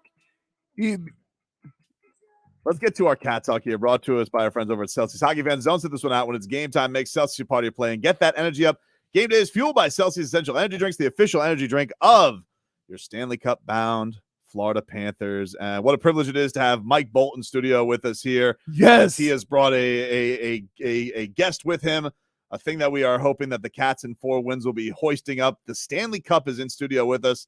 Mike Bolton, you are the keeper of the cup. Thank you so much for joining us. Much appreciated. Thanks for having us. This is so what is this give us, I guess, your week ahead, because you have the Stanley Cup. Do you keep guard? Like, you have it in eyesight at all times? What is the week like with the Stanley Cup leading up to the final? Well, there's lots going on. I mean, we're on a bit of a media tour now. I'm finishing up here in South Florida. I'll head to Las Vegas tomorrow morning, do some media there. We have the big media day Friday, and of course, game 1 starts on Saturday, which your Panthers, they're competing against the Golden Knights, and it should be a great series. You just go back and forth with the. Yes, we do. Yep. Every time when they come here, the cup comes here, so it's always on display during the whole. Well, it's not really public. We got a bunch of events lined up. Okay. I don't even know what's going on by the time I get to game 3. I just kind of know what's going on tomorrow and the next day.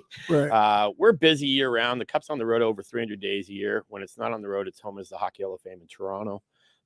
But we spend 100 days with a winning team. Each member of the winning team gets to have a day with it and take it to wherever they want to go in the world, and share with their friends and family and have a little bit of fun with it. What is so what's the craziest thing you've heard of somebody doing? Again, this is a question that I don't even know how to answer that. I mean, so that means there must be some crazy ones that you can't talk about. There's a lot of different things. Well, like, okay, so what is the call you get where you're just like, Mike, the cup is missing? Has you ever gotten the cup is damaged? Like, well, it's kind of hard because I'm there. Like, you're always with we're there. Always with the cup. You're there. Me or another guy or two of us. There's always a keeper of the cup, if not 2 of us, with it during the summer at all times. Okay, so when let's just say if we take it to a player, you're there. When we take it to a player, we arrive at their home, we give them a little briefing on the day and how the rules go, and then we start off in whatever events they have lined up throughout the day. What are the rules? The bottom line is that the player, when they have it, that they're the ones that get to hoist it and carry it and lift it. And then when it comes to having a drink out of it, they have to hold it to allow everybody else at the party to have a drink out of it. Wait, that's a rule? That's a rule. That has to happen. Yeah, but you can't if you pour a beer into the cup, I would actually say you can't do that. You have to get the player to do it and hold it with you, or hold it while you drink out of it. I mean, they earned it, and it's a respect/safety thing. Wow, that's rules. incredible. There's rules. I love that. I love rules. Well, there's a few rules with the cup. A few rules. I would imagine. I mean, so you travel, and this is all over the world because everybody's not from Canada or the U.S. That's exactly right. So you're all over, and do they like set up dates? Yeah. So you just go through the roster, everybody, these are the dates I have available. Where are you going to be? We actually set up a very organized schedule. So a couple of days, or really the 24 hours after the team wins the cup, we sit down with a few of the top dogs in the organization and start giving them the rough idea how to put the schedule together. And we tell them, let's try and keep it as geographical as possible. So we're not in northern Canada one day and Europe the next, and then back in the U.S. No, we try and keep it as geographical for not wasting our time in the air throughout the summer. Gotta tell you, but it's an interesting, fun, and grueling schedule. That is nuts. The Stanley Cup end up down here, you're gonna have some fun. I had a lot of fun down here during the All-Star game when we were down here. Yeah, so it was great. I noticed, of course, the white gloves, which is just a delight. I love the fact that you have like that. Are those on at all times for you when you're touching Lord Stanley? When I'm carrying it, like if I'm doing an appearance, once I put it down, I take them off. They are hot. I got it on here because the cup's right next to me, and that way I can give a little touch and show you guys something or point something out. You were telling us a little bit during the break, but can you explain the engraving? So, like, you have a spot already set for this year's winner, which is a little bit lower than we have on camera right now, but there'll be a spot for the entire. Hopefully Panthers roster, but whatever team wins, how many names can you keep on that cup? Yeah, it's 52 names per year. We're the team that wins this year. They're going to go on the bottom. There's already 5 teams there. The team that wins this year will be on the cup for 60 years before their names are taken off and removed and put in the Hall of Fame. The top band actually that I'm pointing to here This band comes off next, and it'll come off in 8 years and go into the Hall of Fame in Toronto. The longest you can be on the cup is 65 years. Shortest is 52. Again, depending on where you fit on the bottom. This year's 60. What but in the cup, like in the the top part where people drink out of, like there's things that are engraved on there. Those never get taken off. What No, like the top half stays the same. This ring here, where it curls in, represents the first 100 years from 1893 up to 1992. So you can find every team on it. For example, if your grandfather played for the 1940 Rangers, I could show you the team name. You'd actually have to go to Toronto to the Hockey Hall of Fame to see the actual nameplate with the name on it that you're looking for. That's so cool. It is cool because it's not only just the Stanley Cup, it's the history of there's nothing like right. That's exactly it. Like, I mean, these guys are, like we talked about, scattered all over the place. And let's just, of players from, say, Boston or Massachusetts area, a lot of his friends and family are probably Bruins fans. So you see a lot of Bruins jerseys. We'll see a lot of different jerseys throughout the summer. Guys are respectful. If Golden Knights or if the Panthers win, there'll be obviously a lot of those jerseys around, of course. But then if you're in a market that's closer to another big NHL team, you might see some of those jerseys come out because this represents all of hockey. Every hockey fan is a fan of this. What are some of the superstitions around the cup? Because we were talking about this. We know we were talking about this when they won the conference championship. They were like, Matthew Tkachuk was like, I don't care about superstitions. We're touching the trophy. Some people don't. What are some of the superstitions you hear around the Stanley Cup? I think the media has really created all the superstitions, to be honest. I don't buy it. I think it was great that the Panthers grabbed it. They won the thing. I don't get this. It's a reward. You won it, and you worked your butts off of it. And winning the conference is not an easy thing. So I think it's great that the Panthers grabbed it. I mean, you worked your heart off for it, and you don't know what's going to happen in the next few weeks. I mean, this might be the highest you go. It may not be, but I think you got to enjoy the moment. I mean, Vegas, obviously, they didn't touch it this time, but they did last time. I mean, that's the weird superstition about everything. Fans sometimes won't touch it until their team wins. But look, I mean, I've been around in the South Florida area between the All-Star game and here. Yes, fans have touched it, and fans will not touch it. So, of course, the players don't want to be around the cup until they have the opportunity to give it a hoist. That's for sure. So you would say, Mike, if somebody were to be characterized as a harbinger of strife and misfortune, that seems to be some hocus pocus stuff, and they aren't a jinx. Is that the direction you would go? So if, like, let's just say, for example, one was had a good relationship with the goalie of the Panthers, and another friend says don't talk to him up until the playoffs start, you would find that to be nonsense, would you not? I would. Yeah, exactly, Leroy. Don't try to. So And you know what I would say? Dude. You know what I would say? Just in case, don't mush the situation. Dude. How did I get involved in your guys' feud? Because he's just trying to find somebody to support that. Like, we've had articles written about this. Harbinger of strife and misfortune. Yeah, well, I didn't know that was going to be in the article, dude. Like, that was used against it. I didn't know about this. This media, they seem to take things out of context, Mike. I didn't understand how this worked as a media member. I'm not sure. Like, that seems a little bit ridiculous. So, how long until after? So you set up the schedule for winning. Like, how soon thereafter of winning the cup does the scheduling start for people getting their day? Like, I imagine they got to get it for the parade for the organization. I mean, so the first week is kind of fly by the seat of your pants kind of thing. Like, obviously the parade is kind of penciled in there, and then we'll do a few individual player things. We'll do a team party. Every year is a little different for the first week, but by the end of the first week, well, kind of really after the NHL awards and the draft, then we kind of start the world tour. That gives them like about 10 days, depending on how far the series goes. If it's 7 games, it's a quick turnaround because we go pretty much like, I think, 4 or 5 days after that, we're at the awards and then the draft. So within a week of somebody winning, they could be having their cup day. And does the organization get any time just to have it too? Like, like how often does, like, let's say the Panthers getting to have the Stanley Cup at their arena for fans to see or whatever? Like, how long do you get that before they have to give it up to the Hall of Fame? Really, it's the team gets 100 days. So whatever they decide to do and how they do it, I mean, pretty much July and August is spent traveling with the hockey ops, from the players, the coaches, and the trainers, who all get a day with it. Come September, we start doing some of that more sponsors, corporate stuff, / maybe season ticket holders, the odd public appearance, maybe, depending, but that usually doesn't happen until the fall time. Man, how long have you been doing this? I've been doing it for 24 years. 24 years? How did you get this job? By not being a good hockey player.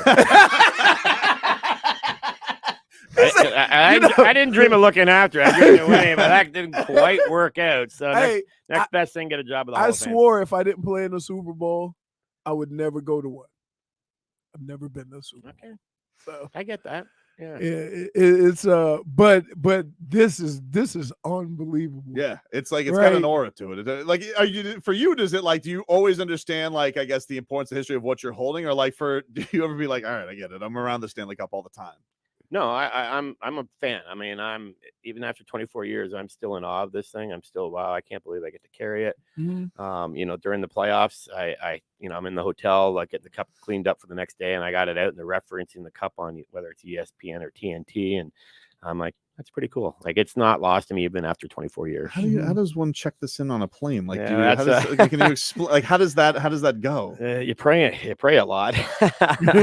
I mean, we check it like luggage. Yeah, just outside your studio is a case, and it looks like a big roadie case that we travel in. So, so I'm flying out of Miami tomorrow. So if anybody's working for American Airlines, I'm coming through tomorrow. Take care of it and get it on the plane because we need it in Las Vegas. Oh man, Mike, we appreciate the time, man. Thanks, man. This is really cool you stopping by. This is awesome. Well, guys, thanks for having both of us. Thank you. It was really with Stanley. You were fantastic in this interview as well. Yeah, he's a little quiet at times. Yeah, I understand. We appreciate the time, man. Thank you so much for stopping by, and man, hopefully that thing gets comfortable down here in South Florida. We hope that's going to be the case. We'll take a quick break. Back with more after this.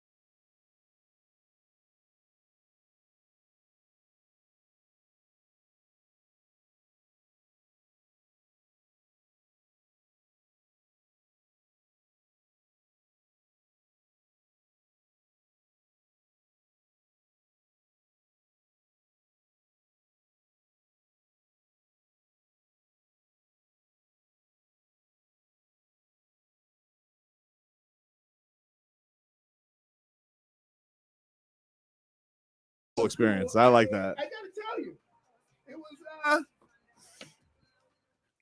it was a little more exciting than I thought. Me too. Because here's why. I've been around all of the championship trophies. But this is kind of like the US Open in golf or, the Masters. It's something to see all the names and the history on the trophy, right? That makes it different and unique to every other one. Right. So when you talk about 100+ years of history and you can look on the cup and see a lot of the stuff that, transpired. Now, I will say this. I know the first question everybody asks, and I asked the same thing. How in the hell do you get all those teams from 100 years of hockey? Well, here's the kicker. They only put 60 to 65 years, and every time they fill up a bottom one, a top ring moves up and everybody moves up. Yep. So he explained it. So it's really cool, though. But so if the Panthers win the Stanley Cup, their name will be on that until for a minimum of 60 years. Yeah, so it'll be there till 2088. No, 82, 83. No, he said 65 years. 65 up to 60 years mostly. Okay.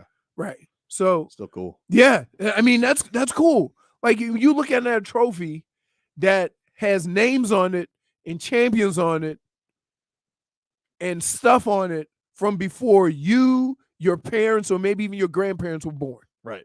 That makes that trophy one of the coolest ones. It's not one they just print up a new one like the basketball. Yeah, like they just do a new one. Football, they just do a new one. Basketball's cool. Like we've gotten to be around Larry O'Brien. I've hugged one. Oh, I've never been around one. well, you'll get another one this year, J-Fig. Don't worry.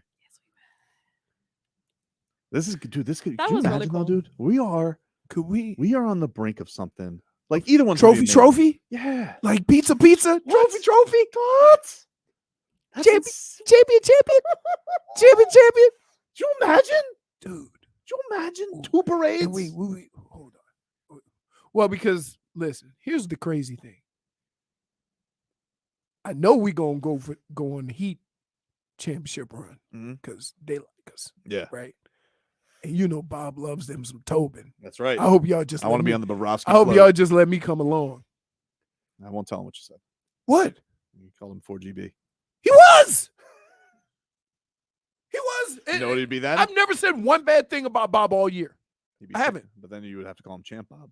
Champ Bob. Champ Bob. Champ Bob. That's right. That's right. Because right now, like, I don't know what the term standing on his head means. I'm Chelsea Messenger helping. I don't either. Me neither, Chelsea. I don't know. I don't know what that means, but they say that about a goalie. I think it means like he could stop anything, even standing on his head. I think that's what that means. I think that's what it means, dude. I think that's what that means. That sounds ridiculous. Bob also does gymnastics. He does. I know. Works out on trampoline. I know. Remember, he was stopping tennis balls during the COVID. Yeah. Yep. Because he wasn't stopping pucks. He stopped tennis balls. Calls me the harbinger of misfortune. You are, dude. Can Dan Day, can you get the soundbite for me? So this was really cool. Coco Gauff, great tennis player. Yep. She's a one. What is she? 19 years old at this point? Yeah, 19. So she is a massive Heat fan, massive Jimmy Butler fan. Jimmy Butler went to the Miami Open to go watch Coco in action, and she revealed at the French Open, Jimmy Butler, his confidence has remained sky high this entire time, and she says this goes way back. This was her speaking to the media on Jimmy Butler's confidence in making a finals run. This was before we were in the playoffs. The Heat were in the playoffs. He offered me tickets to see the last home game of the season. And then he DM'd me like a couple weeks later asking if I wanted more tickets to see the postseason. And I said, I won't be here. I'll be in Madrid and then Rome and then France. And then And then he said, okay, no, when we make the finals, or when we make the finals, let me know if your family wants some tickets. So this was before we were even in the playoffs. This is before we lost to the Hawks for the first play-in game. And I just felt like I knew that, everybody was like, we have a 3% chance of making the finals. But when he sent me that, I knew we were making the finals, because he didn't say if we make the finals, he said when we make the finals. So now that we're in the finals, I can say that story. But I remember screenshotting it and sending it to my family, and I was like, oh, we're going to the finals. So that's my Jimmy Butler story. He pretty much said that we were going to the finals before we even qualified for the playoffs, and I just really like that mentality of him. So that's the story. That's cool. Goosies, dude. No goosies? Goosies.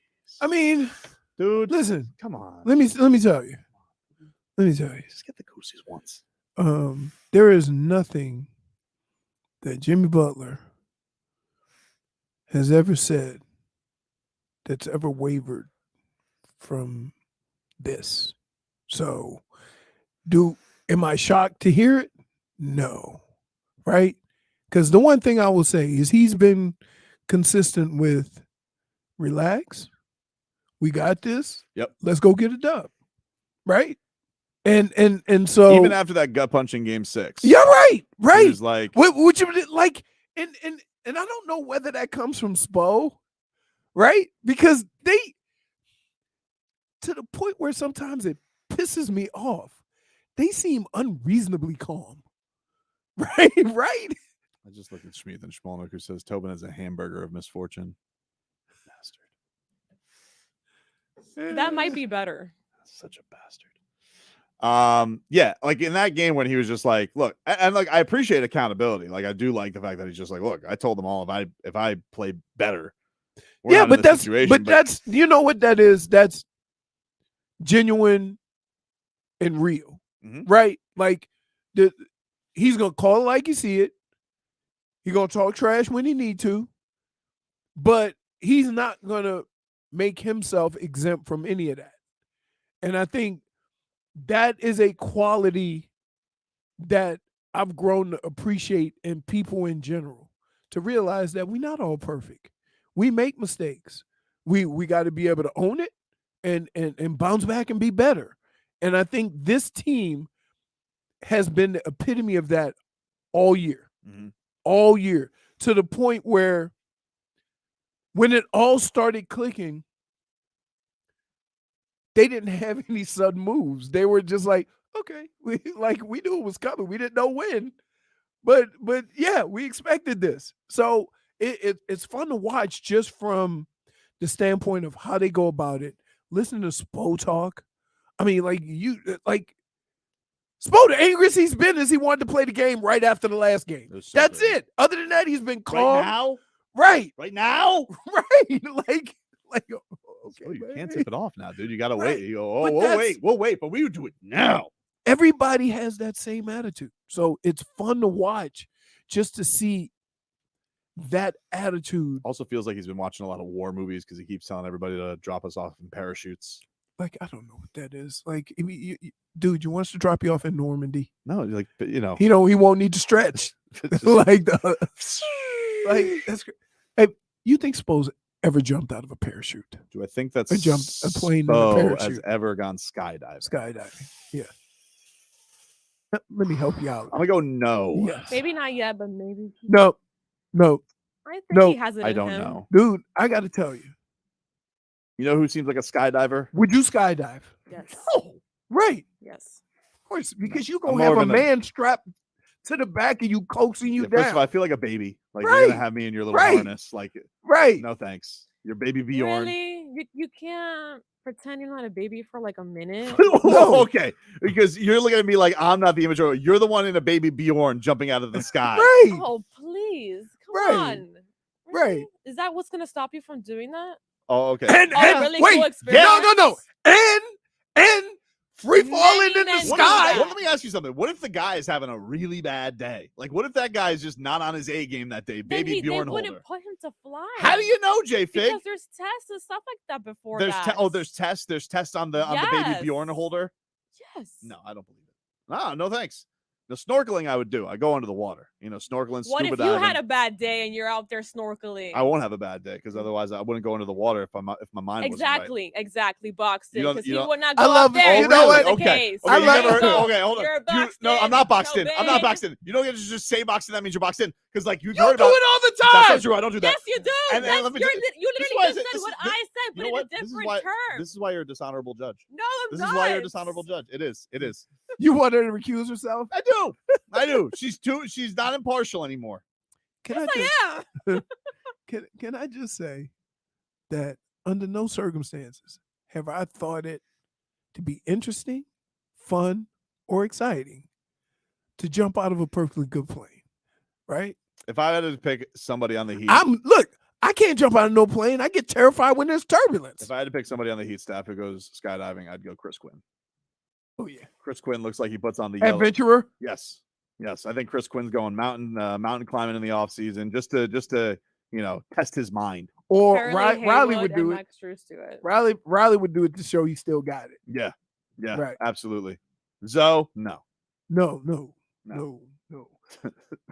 Zoe, Dan Day, would you go skydiving? You think I'm sober enough to go skydiving in my life? Hell no. like you're not even allowed to take a shot on the plane before I jump out. Because if I'm baby Bjorned up, it's not my responsibility. Can't I just ease the nerves a little bit? No. That's why I can't go, because they're gonna know that I'm wasted. Hey, but I did the airplane thing. That was terrifying. What you did the vomit comment? Like you were no. you went on a fighter jet or something? Yeah. Oh, really? Yeah, that's terrifying. How'd that go for you? Like I kept thinking I was getting ready to black out.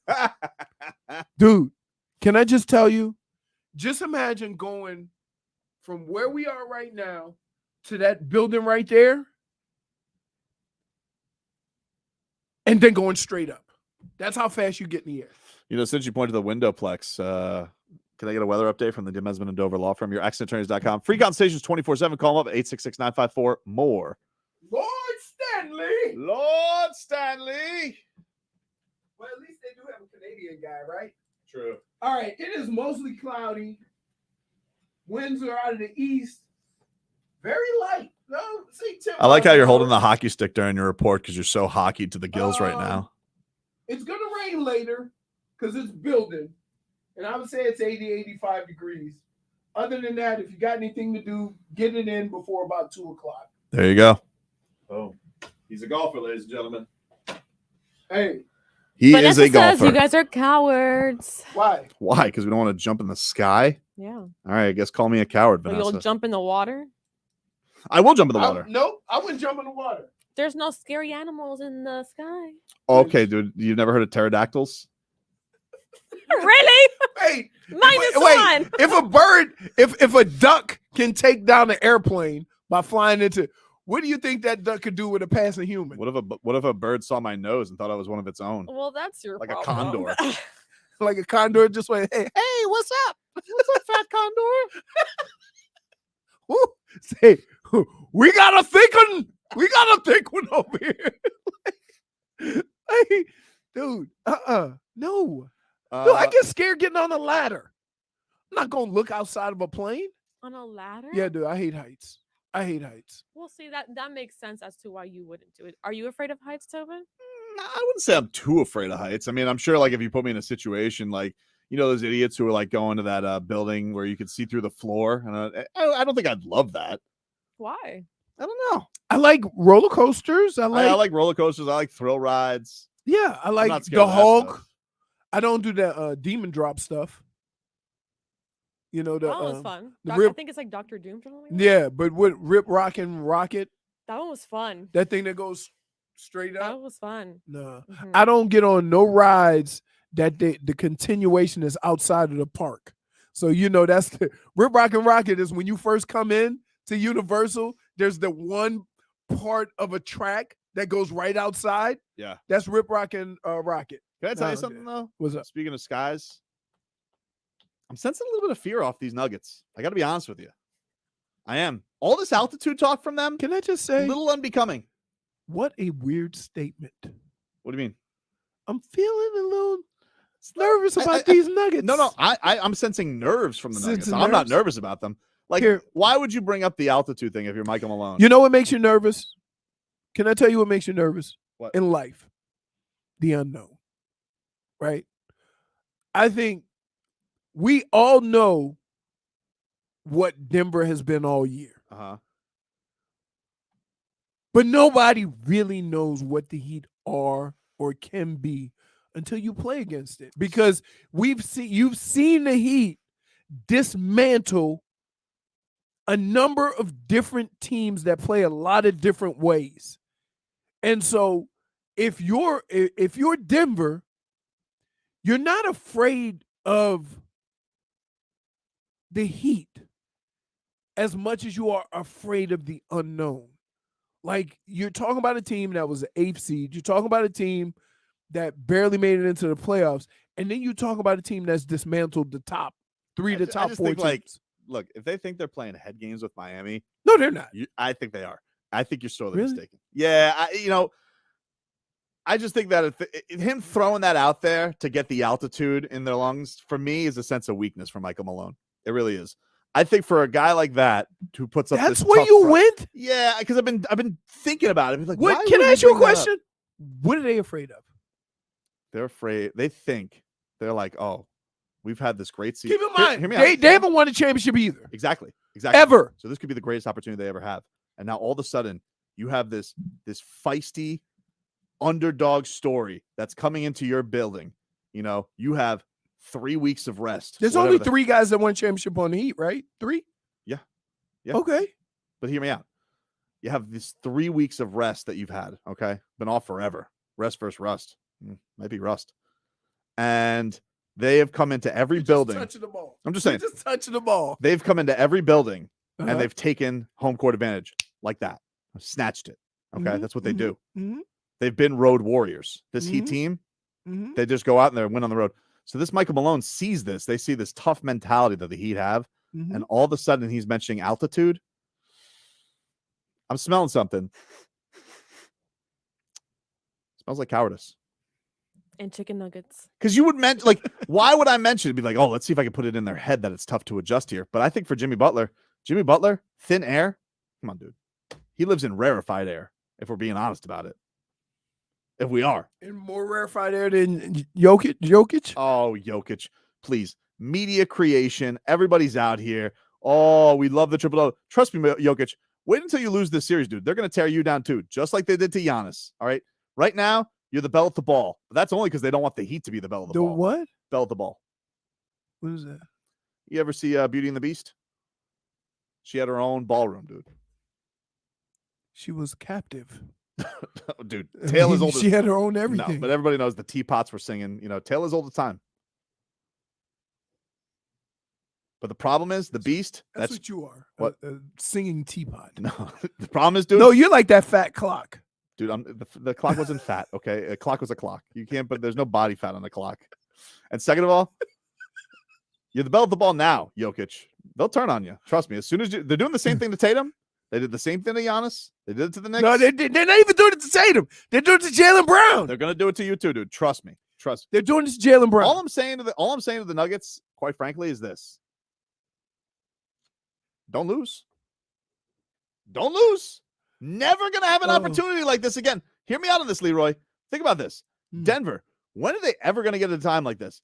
All the rest, home court advantage, best record left in the NBA. Best player left in the NBA. And you get the little old Heat just coming in here. Oh, we had a 7-game series and Jimmy Butler and our undrafted guys and Bam Adebayo. He's 6'8", 6'9". Don't lose. This is your golden opportunity. Jokic, Michael Malone. And what does Michael Malone do? The first chance he has, he tries to play head games. Sense of weakness. It is. Why would you bring up altitude? You think Spo would mention the heat? The humidity down here? No, it's a ridiculous thing. It's an indoor sport. So this guy's coming out here and he's mentioning elements. All right, we'll see, big boy. We'll see. But I'm telling you right now, dude, this ain't second night of a back-to-back on a West Coast trip. This is a playoff series. All right? Not just any playoff. The playoff. This is for the whole enchilada. Kit and caboodle? Yup. The granddaddy of them all. Oh, Nelly. Can I hear from Aaron Gordon on defending Jimmy Buckets? This is what he talks. Yeah, he does. This is what he had to say. Remember, we haven't heard from him since he wrote a diss track on D Wade for losing the dunk contest. Jimmy's a difficult cover for different reasons than the guys I've guarded in the past, like KD and LeBron, Cat. Jimmy does everything. You know, he does all the intangible things. Oh, he called Jimmy intangible. Gets out in transition. Right. Gets cut, gets out Intangible. back doors. He gets spin outs. You know, he does a lot of the game within the game, as well as being really skilled. You know, so he's Thank you for a throwing a difficult bone cover. his way. Just make it tough for him. Play without fouling to the best of my ability, and you just compete. You know, that's really what it comes down to. Why? Okay, Can I ask you a question? You know what? I'm done with this team. I got to be honest with you. This Denver Nuggets team. You spend 2 days getting yourself worked up. No. Wait, They're just a little. you spent 2 days. What have you done? Working yourself up. No. So you could be mad at Denver. You know what? I wasn't mad at Denver. Now I'm mad at Denver. Yeah, You're gonna call Jimmy Butler intangibles? You think he's intangibles? Audacity. And then you throw, he's also highly skilled. Okay, dude. Sorry, we're not all blessed with jumping out of the gym like Aaron Gordon, even though you never won a dunk contest. Never won a dunk contest. Never. Second place, bridesmaid, just like you're going to be in this series, dude. And what are you going to do then? Blame Dwayne Wade on giving you a 9? Well, I'll tell you one thing. He ain't giving you a 9. We're giving you 4. 4 losses, and then you can watch the championship fly away. Are you predicting? Bum. Sensitive. I don't like what they're up to, Leroy. I don't like it. And quite frankly, I'm fed up with it. Playing with that Stanley Cup got me hungry. It's a very potent orange. I can smell it over here. It smells nice. Oh, I forgot to give you. I got you something today. I'll be back after this.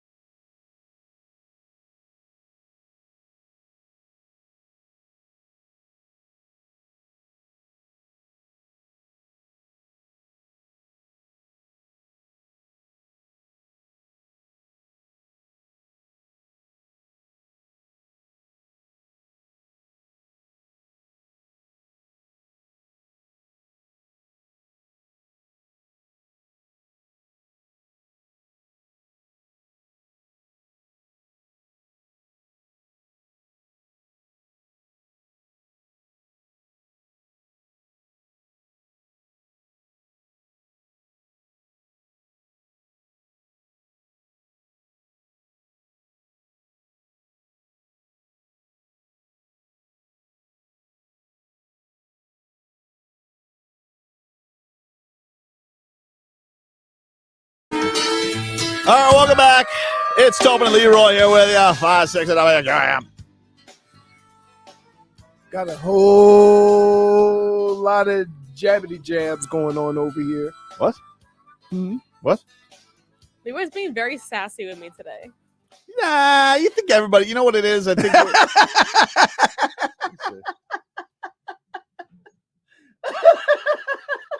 such a bastard, dude. So. Oh, no. Oh my God. But look, hey, dude, you ain't gonna never get to Denver. Look at how short your little fat your legs are. I look like Jovic would attach me to a carriage. Or Jokic. Wait, that's a big ass horse for legs that little. That's a teaser right there. Put it this way. He ain't running in under the special events. No, that's a horse to make sure the other horses are horny. That's what that horse is. Or that's a horse that you give kids a ride on. On a farm, J-Fig, you have what's known as a teaser horse, right?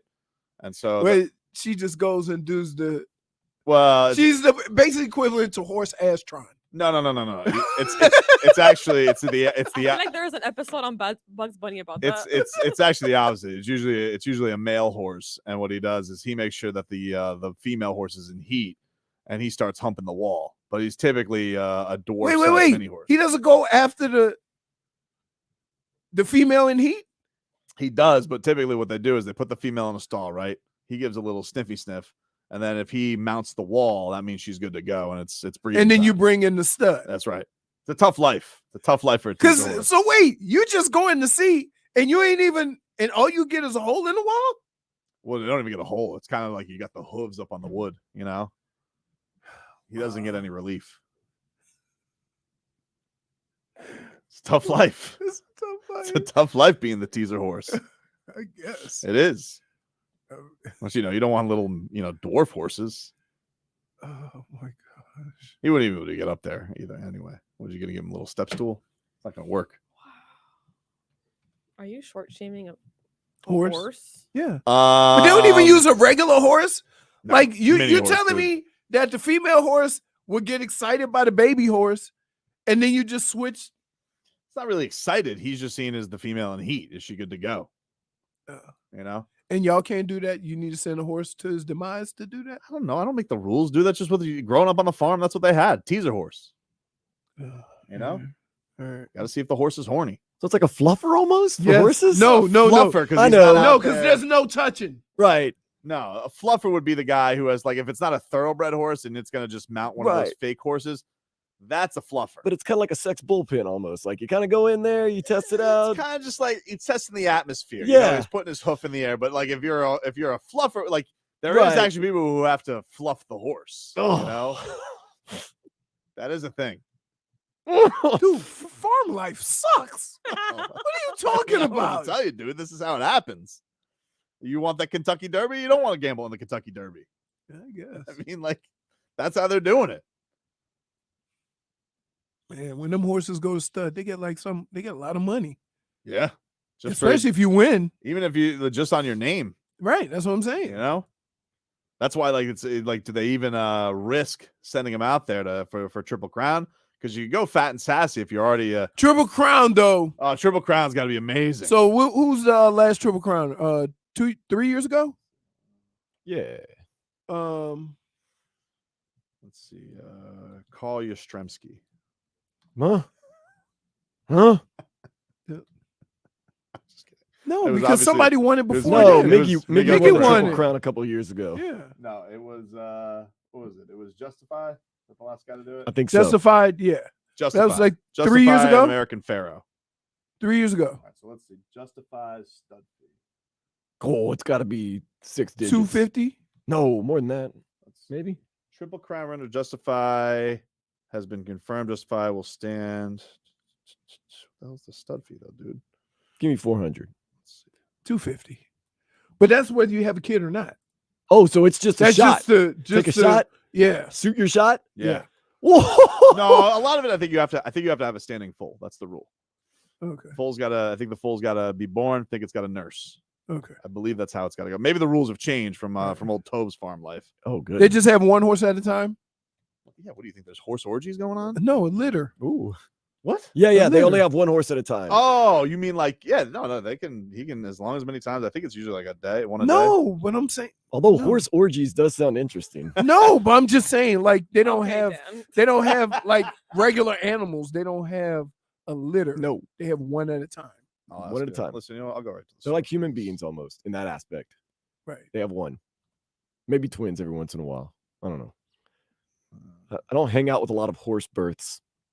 I did. No, you didn't. You still don't. All the questions we ask you can't answer. I do love riding horses. I wasn't part of the business, dude. I was just like, part of making sure the horse was okay. That was my first, that was my first farm job though. Like I got to basically, my dad paid me in candy and food. I basically just stayed up all night, made sure no horse babies were there. If it did, old ring phone on the bat phone. I got to stay up so watch you TV. would look out. Look out. Yeah. What a suck ass job.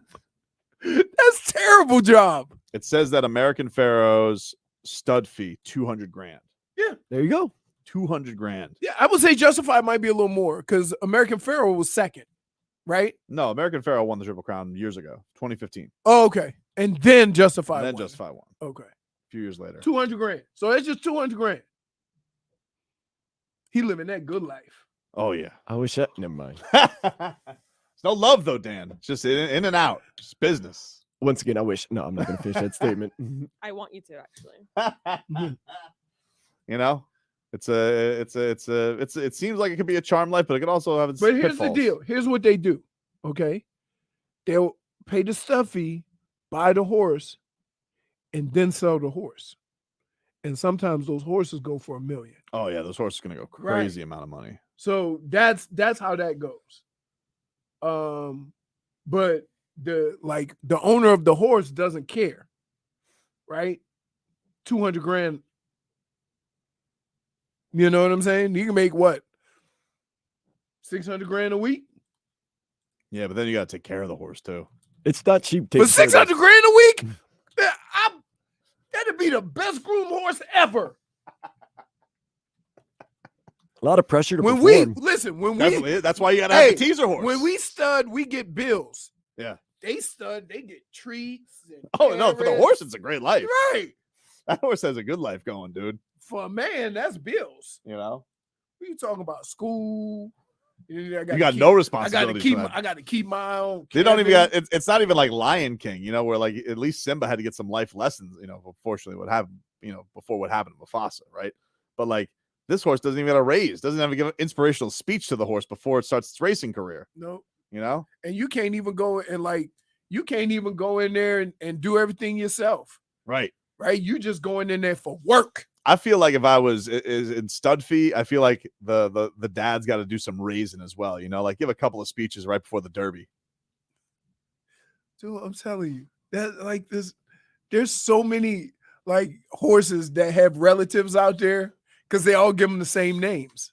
They all have like a different variance of the same Oh yeah, name. like Seattle Slew. Everybody was Slew this, Right. Slew this, Slew that. Exactly. Exactly. That was like hey. And then there's guys, and then you ever go to the track and they'll name the dad or the mom of the horse, and they go, "Ooh, that's a good bloodline. I'm gonna bet that."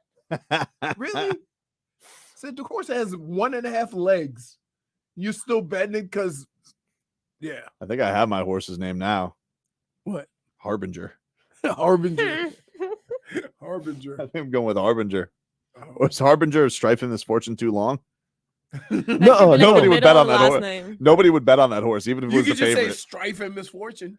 And down the stretch they come. Strife and misfortune is leading the way. Oh no, the jockey fell off the horse. That is true strife and misfortune. Something's got to happen, right? Of course. Something's got to happen. Catastrophic. That is the worst feeling in the world, right? It doesn't happen often. A horse would be leading the way. A bird will fly on around the thing. The horse will get spooked. Throw the jockey off. He go win the race without the jockey. Which doesn't count. Doesn't count. Doesn't count. You got to keep the jockey on. All right. Hey, what show are you doing? I just fired off. That was his voice, actually. No, I know, but I'm saying. My computer was a harbinger of strife and misfortune there because I had the volume up. Take a quick break. Final hour of the show up after this.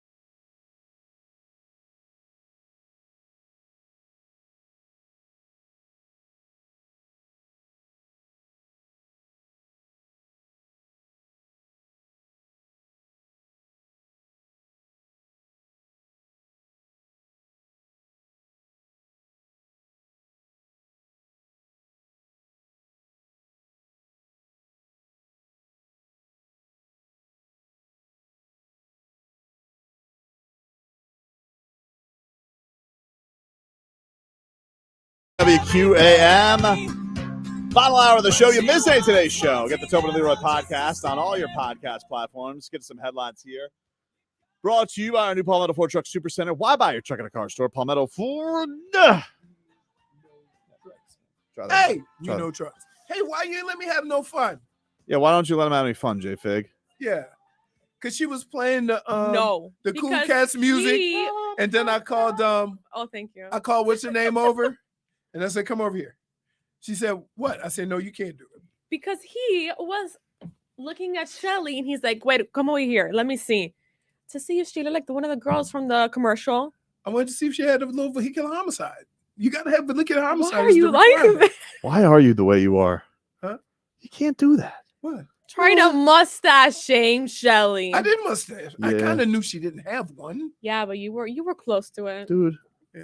Huh? why are you the way you are? I mean, me? Yeah, Me? Yeah, you. Woo. What? What? Oh my goodness. I can't believe you. Can't believe you. No. Can't believe you. Hold up. Let's get some caffeine in me. Yeah. Here we go. Look at that. Leroy brought some Coca-Cola Celsius or Cola Celsius. That's a good one too. And then I brought J-Fig a strawberry lemonade today. So there you go. That makes me very So happy. cold. So It is cold. Yeah, there you go. It's very icy. Dan Dave, if you tell me what flavor you like, I'll get you that next time I'm at the gas station. Beer flavor. I should tell them they should do that. Do a beer It flavor. has to be a dude. stout flavor. They should do that, dude. You know what I'm trying to think. Well, no, there's no drinks with caffeine except for Isn't Jaeger bomb. Four Loko? Isn't that They had to take it out Oh, they did. because the kids Officially out? because the kids were getting into it too much. These damn kids, they ruin all the fun. By the way, Four Loko is classified along with the Red Bull, Mad Dog, right? You going in there for one purpose. Black it out. Yep. I mean, it's terrible. It is nasty. It is disgusting. I put a lot of nasty things in my mouth. What is that other stuff that all the kids was drinking? Sparks? Sprecio. It's in the little spotted glass. The bottle. Oh, Capriccio. Oh yeah, that's from Puerto Rico. Yeah, that's Capriccio. garbage. It's strong. We have a big question that needs to be answered. By who? Mike McDaniel, Dolphins head coach. It's not football season yet. This is a basketball question. Is he going to go to the basketball games? Well, Mike McDaniel has been a fixture at these Heat games. Yeah. Courtside. Should be. It's off season. He also grew up in Denver. So it must be known. No, come on. Here. That- Can I just let me tell you about coaches? The first and foremost thing coaches are is politically correct. Well, let's find out. Let's see what he has to say. Mike Politically McDaniel, correct. before OTAs today. I don't know if it's OTAs, mini camp. I don't know where they're at right now. There's two teams in the championship. I don't know what they're calling these things out there. Let's dive into what Mike McDaniel. Do you think that he was short with this, short and sweet, or do you think that he was rambling a little bit? Rambling. He's a rambler. What are you talking about? Here is Coach McDaniel on his fandom for the NBA Finals. But you've got a regular a fixture courtside at Miami Heat games, but you're also a Colorado native, and Denver Nuggets would be your hometown team. So I'm wondering, where is your allegiance going into these? How did you know that I was courtside? Everyone can see it. Oh, I wish I would have known that. It's funny. I will not deny that. That's I've been a football coach my entire adult life. I was born and raised in Denver, and cheered for the Nuggets forever. Had a fan plan in 1994 that they packaged games, and we picked the package that Jordan was going to play, and he retired. It was my mom's entire bonus. And so, yeah, I've been invested and they've had a really cool journey. It's a cool franchise, but I'm an only child. And I myself am a father to an only child. So this is going to be totally forecasting, but I feel comfortable doing it because I'm blind. The Kelseys went through it. I imagine it being like a parent with a couple kids where, of course, you love all your kids, but don't you love one more? And realistically, when it comes down to it, the stuff that I've been able to really get access to with the Heat coaching staff led by Spo last summer, getting to know them, following their journey, and getting to know the people, become extremely invested so I don't lose any sleep by saying, you know what, Denver Nuggets, why don't we wait 48 years? Not 47. So, wow. Just pick one. So he did. He picked the Heat. He's telling Denver to wait. Hold on. Wow. I Why could can't have told. you just Wait. one more? I could have told you beforehand. You said there's no way in hell. What do you mean? He's gonna live in Miami and pick Denver. He's not. He's a bit of Because a the showman. coaches are right. He's A a showman, showman. very political. He likes having the That's ear. a hardcore fan, though. He blew his mom's bonus on a season ticket package that didn't get to see Michael Jordan. I gotta tell you. I think that was Wizards MJ. I gotta tell you. See MJ live. That was good? cool. That was good. We had my one of the guys I played with. Mhm. His dad was the provost at North Carolina. Shocking. So every time Jordan came to Detroit, we would go to the game. It's cool. Shocking that you had some connection to Jordan too. I didn't. Well, you found it. I mean, I knew. I mean, after I got done from hanging out with LT used to always play with Jordan. So I used to, I met him then, but. So eat that, Michael Malone. Hey, first of all, I don't understand what the big deal is. What? Why we get so caught up on who roots for who? Well, he's a Denver guy. I think the Heat first game I remember him seeing at was the Nuggets game. But I'm just saying in general, I wouldn't have had a problem if he would have said, like, I'm a Denver lifer, right? Well, he did try and say that, but then he was like, but you have to pick one kid that you like more, and I like the Heat. Well, because he's here. Because he's friends with Spo. No, because he's here. Yeah, but him and right. Spo are friends. Okay, because he's here. Him and Spo wouldn't have been friends if he wasn't here. I appreciate his answer more than I appreciate Jack Harlow and his false. Oh, Jack friendship Harlow, that with phony. Tyler Hero. What a fake. Let me hear a little bit more from Mike McDaniel on who's rooting. He's still answering the same question, by the way. I think it's really cool. It is odd that you're the two teams you probably follow as close as anything. You're rooting for one and somebody has to lose. But I'm really excited Call competition, Mike. for just the finals in general, because I think it represents both teams in the finals represent what's really cool about sports, because they have had to scratch, claw, fight tooth and nail to get in the position they're at in their own respective journeys. And so I have no doubt in my mind that both fan bases, both teams, no one's going to take anything for granted. We're going to have elite schematic coaching from both sides. And, you're going to have to earn whatever comes here. So I think from a sportsman perspective, and it's as cool as it gets. And I'm excited to see what the Heat can do. Did What? he really continue that same answer? Hey, Heat lifer. He's a harbinger of name competition. one thing that he said. He said that he grew up a Nuggets fan, that the Heat and Nuggets are like his two kids, even though he only has one, and the one that he loves more is the Heat, and Michael Malone can suck an egg. Wait, he said it's going to be good schematic coaching on both sides. He did say that, but, that's just him being PC, He said that this is the best of sports, which, it's winning. It's championship. And also, go Heat. I think did he say Heat in 5 off the mic there?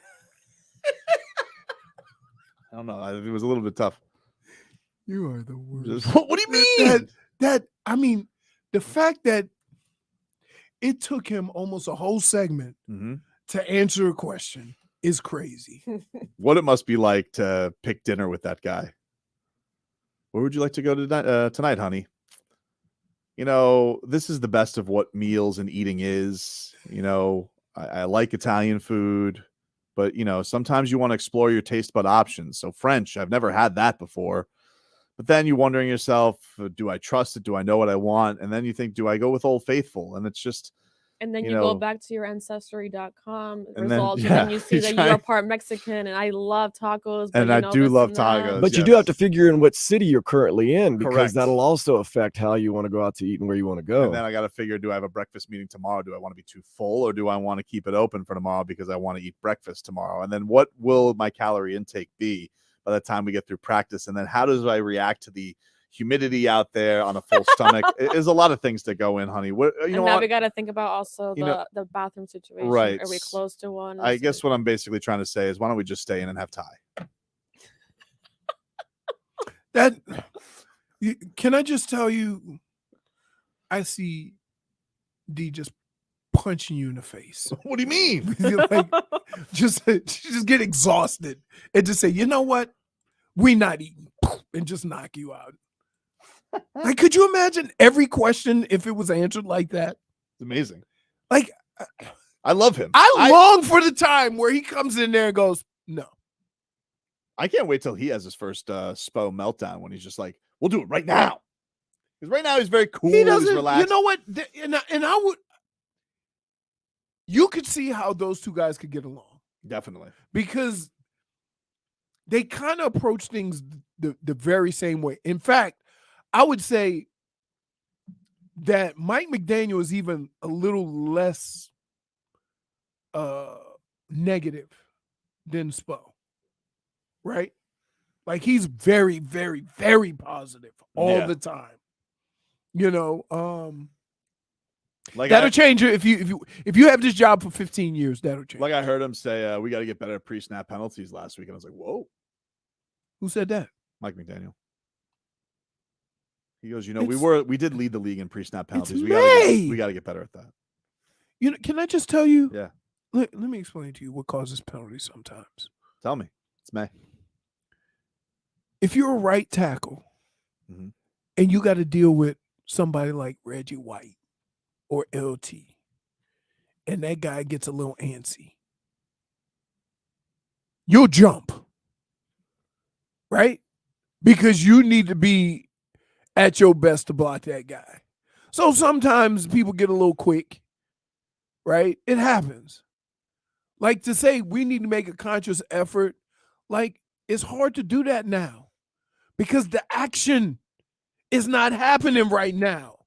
Like, the movement is not happening right now. You ain't scared of the guy across from you in shorts and a helmet. He can't sack your quarterback for real. Tua can't get hurt for real. So it could be great now.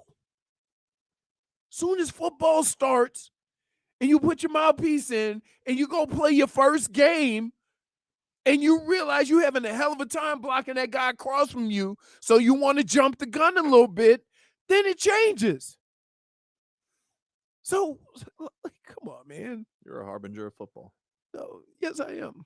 I can go with that, but I love the way you trying to correct things that can't be corrected till you get in the heat of battle. Pre-snap penalties, you can call all the hard count you want. I know this for a fact. I ain't never been afraid on a football field if I knew I wasn't gonna get hit. Interesting. So you taking a contact sport, you trying to fix contact injuries or fear of contact injuries and trying to fix them with no contact? No. People jumping because that guy across from him. Kid South says you're a harbinger if Bam was right. By the way, you're still a bastard for making me a little pony. Oh no, that is a fat, short-legged pony. I don't like is that a special pony? I don't know. Right? I don't know what he is. Because he had a big old meaty body and some little bitty legs, and he was strutting his stuff. We'll take a quick break. 15 minutes of heat next.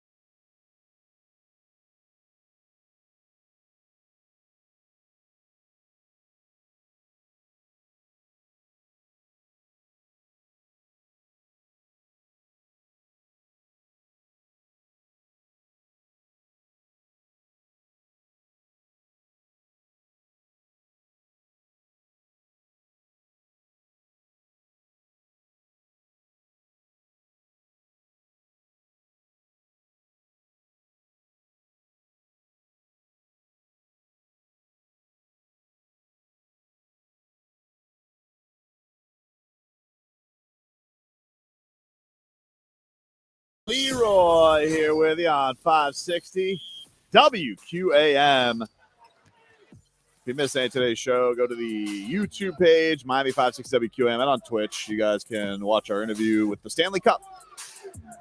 I mean, it didn't say much, but Mike Bolt, the holder, the keeper of the cup. Yeah. He had a lot to say. He's got a cool job.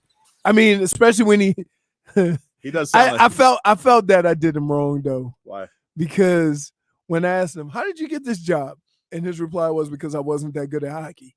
Like, I felt bad. I felt okay. bad. Listen, not everybody gets to live the dream. He's been doing it 24 years. Yeah. So he's been doing it a long time. You know what I didn't know, though? The thing that I found most interesting, that he has to watch all cup shenanigans. No, yes. I didn't know that. It's either one or two people. I thought that he just drops it off and is like, no, all right, I'm back. Yeah. Tobin. Oh,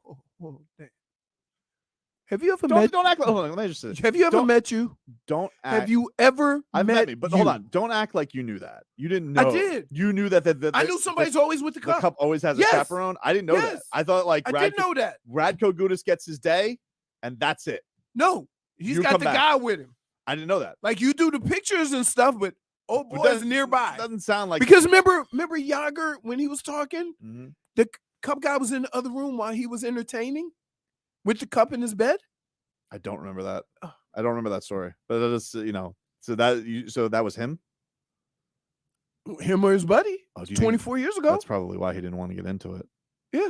He's probably told that Yager story. No, but he wasn't in there with him. He I'm was just in the disappointed. other room. You know what? I thought Mike He and I was were in his friends. house, but in the other room. I thought Mike and I were friends. No. So let me do this. So Yager's having a lady party with the cup, and old Mike Bolt has to sit downstairs. Or wherever he is. Yeah, see, I would just drop off the cup at that point. Huh? I would just drop off the cup at that point. That's not your job, If dude. Yogs is having a hockey orgy, I'm not sticking around. You're in the other room. Great. Walk in there and ask if they need a hand. Really? The only rule he told us was like, if you drink, everybody has to drink out of the cup. That was the No, rules. if you drink that, you the person whose day it is has to pour it into the Yeah, and everybody Right. has to be able to drink. right. Them's the rules. Which that does sound fun. You know, Man, can I imagine, dude? Here's what we have. After the Panthers win the Stanley Cup, Yep. two guys I want to be around: Lomberg, Radko Gudas. Me too. You know they're gonna be acting a damn Kachuk. fool. I don't know. Kachuk sounds like Kachuk. Kachuk. Oh my goodness. And by the way, I just have one rule if I'm hanging out with the hockey players and drinking. Y'all leave your mouthpiece at home. Right? They chew that thing like gum. Well, I think only Kachuk does. I think that's a Kachuk staple. Because you realize if he could chew that thing that well, it ain't protecting him. Nah, it's just a thing. It's Right. it's like his little accessory Right. that he has going on All there. right. All right. Meanwhile, your Miami Heat getting ready for Denver tomorrow. They're gonna have the practice coming up shortly, taking like 5 minutes. But Aaron Gordon, we heard his thoughts on Jimmy Butler. He sounds shook. Here's a little bit more on him on the altitude playing a factor for opponents. The altitude actually it is an advantage. It plays a difference. I remember when I was in Orlando and coming to play against Denver, it was difficult. Just to get your first and second win. But that team is full of fighters. That team is excuseless. They don't make excuses, and they will not use that as an excuse. And honestly, we're just going to play our game and try and run them and just play the way that we know how to play. Nice try, dude. Try and buttering people up. Not falling for it. Not falling for it. He's in a no-win situation. What do you mean? Because if he takes the approach that Brogdon did, don't. That they ain't gonna be able to out-tough us. Mm-hmm. Right? You would have more respect for that, but you would still say, oh, listen to this guy. A little confident in ourselves, aren't we? Right? So then he gives compliments. Too much, dude. Dude, too much. So where is Tobin's area where you can say, what can they say I don't know. You don't know. You're know. just ready to get When I find the to kill every side of it. Doesn't matter, dude. Like when You're I the know worst. when I know it, I know it. You destroy every side of this. Nice try. So he dude. can't say nothing. So you lost. He lost this argument as soon as he talked. No, I mean it's just No. It's just He like said, like you go too nice. We get it, dude. yeah, we get it. You know, So what if he would have said they ain't gonna come up here and do nothing else? We the best team in the NBA. I don't know. We'll see. That's what you do. Well, like I mean, you can't you win. gotta humble yourself, but you also like. Hey, how you can't humble yourself anymore by giving Jimmy There's- that many compliments? There's no friends in championships. You know, what do you want? An edible arrangement? No thanks, dude. We had two brothers go against each other in the Super Bowl. The Kelseys? Yeah, Yeah. I know. Trust me, they played it aplenty. Enough of the Kelseys. Why do you have to go there? Wow. Why you could get you call me? They called me negative. What? Enough of the Kelseys. Enough of them. Enough. We get it. The Kelseys, they're so wacky. They're great. It wouldn't be anybody without Mahomes. I'd take either one of them. Whatever. You wouldn't? Yes, he would. Yes, he would. Yes, he would. Like, see, nobody likes a liar. What? No, nobody likes a not honest person. Just enough of them already, dude. What? The Kelseys. They're fun. Are they? Yeah. Not as fun as Cheetah. Cheetah got a brother playing? Not that I'm aware of. That's what makes it fun. Yeah. Like you can go to this with your brother? You don't like watching people play center. Be honest. Huh? Who likes watching people snap? I like people playing center. They blocked. What I don't like is the swinging gate playing center. They're doing a lot of pub for this this Ultimate Fighter. Yeah, last night they preempted Sports Center to have some like hour-long special about it. I was like, oh. Is that John Jones? No, that's Dean Thomas and our boy Rashad Evans. Oh, okay. All right. I guess they're doing like an after show for it. Is Connor fighting soon? The word is he's gonna fight in December. He just entered the drug testing pool. Good luck. The drug testing pool. Yeah, for PEDs. Oh, so you have to be in that 6 before months. 6 months. 6 months. So do they all go in like a massive cycle right before the 6 months starts? Look, dude. Come on. I don't know. You could see what he's got that Barry Bonds head going on right now. Yeah, his face looks real wide and Yeah. big. I noticed that just now. But he probably is 30 pounds more than he's 185 now. Probably. Right. So like, wouldn't that make his head bigger? You can't get you think you can gain 30 pounds and keep a slim face? I'm saying no. You think you can gain 30 pounds of muscle though, dude. He looks jacked. Your head's still going to get bigger too. Not like this. So you think no matter how much muscles he builds, he's still supposed to have a little peanut head? I think the fact that he put on all this muscle, look, I don't blame him. Like his leg snapped in half. He had to rehab. I get it. But I don't know, dude. Just saying. He's on that Bane juice. The Bane juice? Yeah. Let me tell you something. You merely adopted welterweight.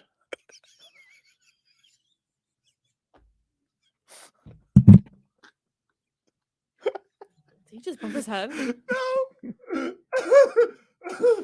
But you know what sucks? There's only 3 people that get that, right? Did you see Batman? Yeah. The new one? No. No, Batman with Bane. With Bane. Yeah, a long time ago. Okay. I've seen that the lady in a lot of movies. Who? The other Gyllenhaal? No. The who Bane was protecting. Oh. She's been in a lot of movies. Yeah. No, I've so seen that's it. what You know that movie, The Assassin? I might watch it. I don't know. I haven't watched The Ultimate Fighter in a long time, but I'll check it out. I don't like I have more fun watching like the Sunday morning fights, the old fights. Yeah, that's cool. You've been something today, dude. Me? You've been something today. Me? I gotta say, this has been some of your finest work. Me? Yeah. You've been like, today. I mean, your behavior. Somebody said I was born in carbs. All right, we'll take a quick break. Final segment of the show coming on up.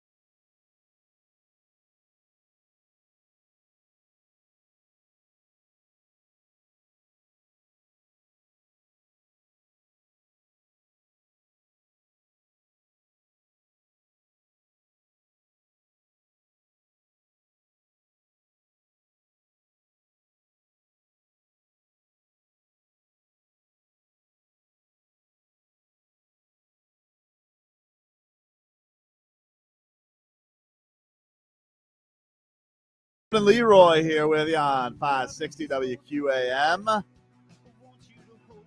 Take you up until 2. Hogman and Crowder coming up after us today. At the Stanley Cup in studio. That was cool. I enjoyed that. Panthers getting ready to take on the Vegas Golden Knights, and the Stanley Cup final level start on Saturday.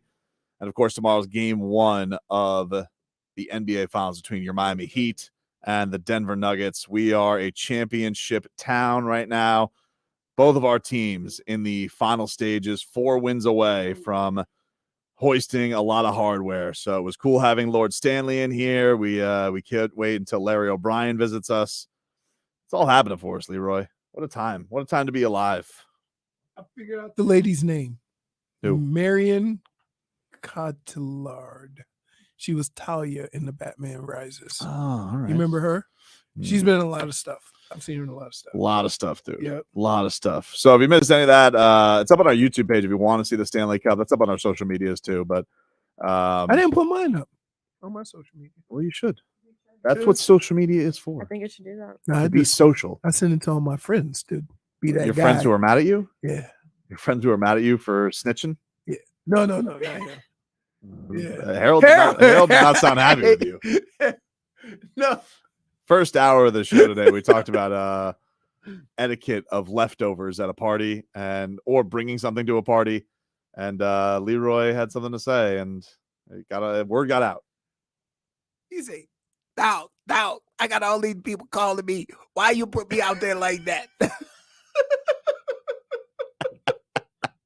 That's messed up. I'm like, hey man, no, I brought over an expensive bottle of liquor to drink with you. Yep. Not for you to go put in the back room and save for later. We're keeping it for safekeeping. Like, what's the deal? You gonna go? You gonna go to bed early tonight? This is our first night. Get some rest. It's gonna be late night. Thankfully, though, no like 8:30. All games start 8:30. No like 9. Well, it's ESPN. I mean, like let's say 8:40. Yeah. Let's see.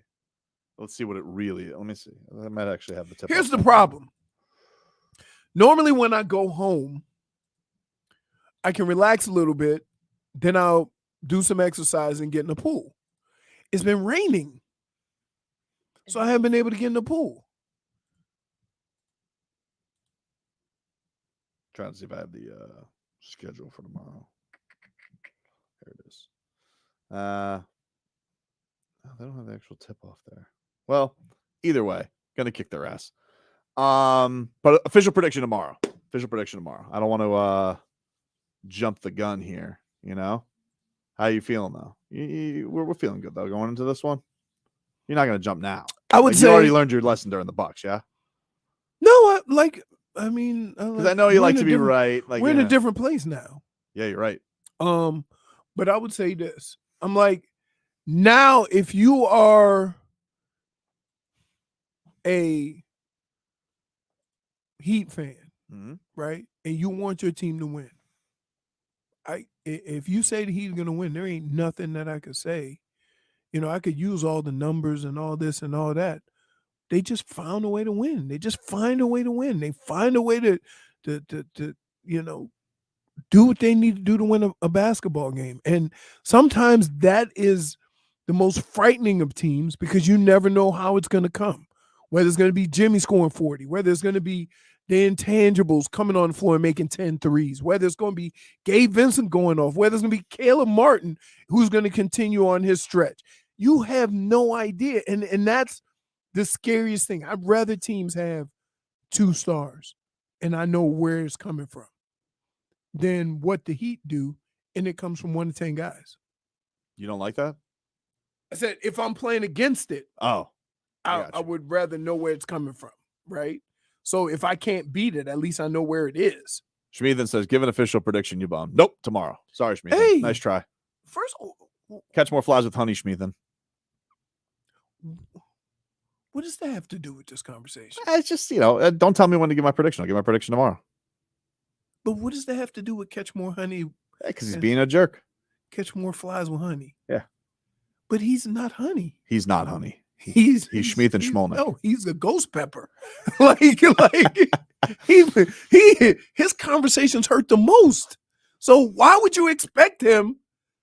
You don't even waste a line like that on Schmeathan, right? Because you know how he is. We wait for it every day. Uh-oh, here it comes. Right? Here it comes. Some more Mike McDaniel. This is his Do we got enough time? Yeah, we got time. Okay. Here's Mike McDaniel on what he's gotten from Spo. What screams to me, just the way he runs the program and what they do, is there's a passion for developing players and coaching, and a standard for what they believe that they should prepare their players. I feel a true love for who they're coaching and what they're coaching, and I think systematically, when people describe the Heat culture, they're talking about a bunch of individuals that are trying to be great in the game of basketball, players and coaches alike, and it's. I feel so fortunate.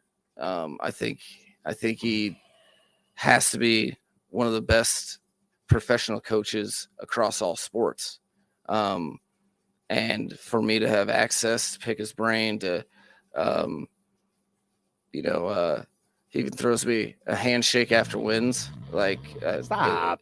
It's unbelievable resource for me in the coaching profession that I feel very, very fortunate to have. That's Goosey's. Why don't you like that? I don't understand. What? He's saying that he finds that you have one of the best coaches in professional sports. To have access to that is pretty cool. You don't think that's a noteworthy thing? And no, because by the time that came out, I was already comatose and needed a defibrillator. You know what, dude? You're not a harbinger of patience, apparently. I agree with you. You got to work on your harbinging. No, I'm not a harbinger of patience. The old aren't patient. I will readily admit that. But you know what I also am not a harbinger of? Rambling. No, what are you talking about? He's a rambler, dude. I think it was. I like all points. He said, you just said what it took him a whole segment to say in 30 seconds. Hey, look, it's that coach from the Carolina Hurricanes who said that they didn't get swept. Not a true sweep, he said. He was counting periods. That guy does a lot. Self-preservation. Oh, you're talking about the gambling guy? Yeah. 9 points is the spread tomorrow. They're gonna make that mistake again. He'd been making you some money, dude. I mean, keep doing it. I only got one more, a big one. If the Heat win it all, Leroy's raking it in. You're gonna have to buy some bun cake. You know what I do? I don't buy bun cake. You buy those little cakes. The little buntinis or the buntlets. So that means everybody can just take, you know. Having to go to a place and say, "Can I get a buntini?"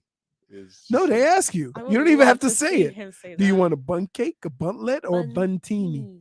I don't even talk to them. I order it online. Oh. Go pick it up. So Pick you up for select- Leroy? You select buntini. Yes, I select. Well, you look here. Think about this.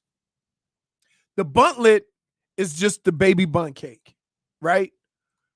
But too big. So you ever have stuff where people go in there and get half of it? That annoys the hell out of me. I don't like that. Grab one and go. Don't eat half of it, right? We have some offenders in the family of that think, oh, I'm only going to eat half. So that means the other half is never going to be eaten, because now you got to, hey, who ate half of this? Did they cut it with a knife? Did they grab it with their hand? Yeah, Did they touch? So you're asking a whole bunch of questions. So now I went smaller. Got the little buntinis. Those buntinis Grab and are go. good. Grab and go. Bite-sized bunt cake. Red velvet. Grab and go. Red velvet. Love red You got But the like red those velvet. donuts you brought in yesterday were kind of buntini-esque. Those They are were big. giant. Those were But those weren't even, that's not even the donut place. That's not Dandy Donuts. I thought it was Dandy Donuts. I pulled up the thing that said Dandy Donuts. And then when I got there, it said a different place. Donuts were good, but I've never thought I'm going to say this. Too big. Wow. Too big. Whoa. Take it easy, Too big. dude. Don't say takes you can't take. I had to put it in a backpack to take one home. It was giant. Was that not a giant? Those giant donuts? They were giant donuts. Right. Look, I got a dozen donuts, and it came in the same You box gave me a as quarter of Stanley a donut. Cup. You gave me a quarter of a donut. I'm not a fan of people cutting donuts. I don't like that. But I understood it with this one that you sent me. Right. Well, because I want you to try it. I tried it. I don't like guava. Guayaba? Wow. It's small, medium, and large. Okay, because you say it, and then she just says the hell with the V. Guava. So it makes it worse. That's how you say it. Dude. What? Guava. Guayaba? Hey, gringo, stop it. No, you stop it. stop I it. will not Why don't you allow say you. it correctly. I will not allow you to not pronounce V's. Guava. Right up there with a guayabera. Guayabera? Yeah, love that shirt. Love it. That's not what that's called. Oh, that's what it is called, dude. No, What are it's you talking- not. Oh, okay. All right. You're adorable. That's the little domino shirt with the hat. Yeah. Yeah. Right. Guayabera. No, it's not. No. Yeah, it is. That's not what it's called. Oh, You just called it a guava shirt. No. No. That's It's like gua- two different two different words, things. I promise. Two cousins. He just blends them in. Yep. And it's already bad Spanish. You got guayaba. Guayabera. So just get it together, dude. That's all I'm saying. All right. Get your mind right for tomorrow. My mind is No, right. your mind's not right. Your mind wasn't right today. And you know, You started off the show very salty. yeah, very salty. And you know, and then she comes in with her harbinger of bias. No, I didn't. Okay. Let me tell you, my day was made within like the first 5 minutes of the show with the harbinger of It's okay. I'll just have of strife and misfortune. I'm just gonna have a media blackout now, and I will never speak with. You going zero dark 30? Yeah, I'm just not gonna speak with this reporter ever. You know, like I'm gonna be just like Jimmy Butler. If there's a It reporter is I don't too want to talk late. to, I'm not gonna speak with him anymore. It's too late. I'm not gonna. Speak with him Everybody anymore. knows. I'm not gonna speak with Barrett Sports Media anymore. Really? They've 'Cause they lost me called as a you reference. harbinger of strife. Yeah, and misfortune. Look at the article right there. That is Beautiful. that is what I like to call sensationalized journalism, not real journal. I'm a journalist. Okay. So I'm not gonna have people out here smearing my good name for clicks. I'm You bona fide jinx. I'm telling my you like favorite this. I'm telling you this like this. Hmm? I mean, his word selection is beautiful. No, he is a good writer, but he's also not a journalist. Really? Sorry, So Derek. he didn't do his research correctly? No, I don't think he did. He took liberties and misrepresented the article to me. And for that, I think it was well represented. I feel no, I don't feel like it I was. think it was well represented. And so for that, Derek, what was his last name? Futterman. I'm not speaking with you anymore, dude. Is he dead to you? I don't want to say he's dead to me. I mean, we don't have enough of a relationship to kill him spiritually. But I will say that I'm very disappointed with his reporting. His takes. Oh, they got me. What? Will Smith joins Sports Center. Because you thought that the Fresh Prince was going to be on Sports Center? Yeah. You didn't like Really, get, Leroy? You didn't, I No, was I trying to mean, I find saw out it. get where. deterred right away on that one? No, I got it when I saw the face. Oh, so like when the anchor was there, you thought it was going to be Will, Yeah. the Will Smith? Yeah, because I can't hear him talking. He Different. probably said Will Smith, the baseball player. Mm-hmm. Well, listen, he pitches in summertime. Come on, man. Dude, I would have just let the show end. Right? Because you leave like you came in. What do you mean? Dude? Garbage. Okay, dude. All right. You know what? That's Harbinger. That's fine, dude. You be like that. Harbinger of strife and misfortune. And I don't think that's ever been said to you before. Certainly hasn't. Certainly hasn't. That's But why I he's like- so hurt by it. I was hurt by it. I was excited to do an interview and talk about my career, my show, and this is what he throws in my face. It's like anytime you feel like you're nearing some credibility, things come along. How you think I've been feeling for the last 7 years? I don't know. Is this what you feel like? Every time I feel like we get some credibility, you go eat a crow or something. You go dance around in a dragon suit. Hey, That but actually you did work out love for- all those moments. Yeah, that actually did. Those are great moments. Built a relationship with Goran Dragic.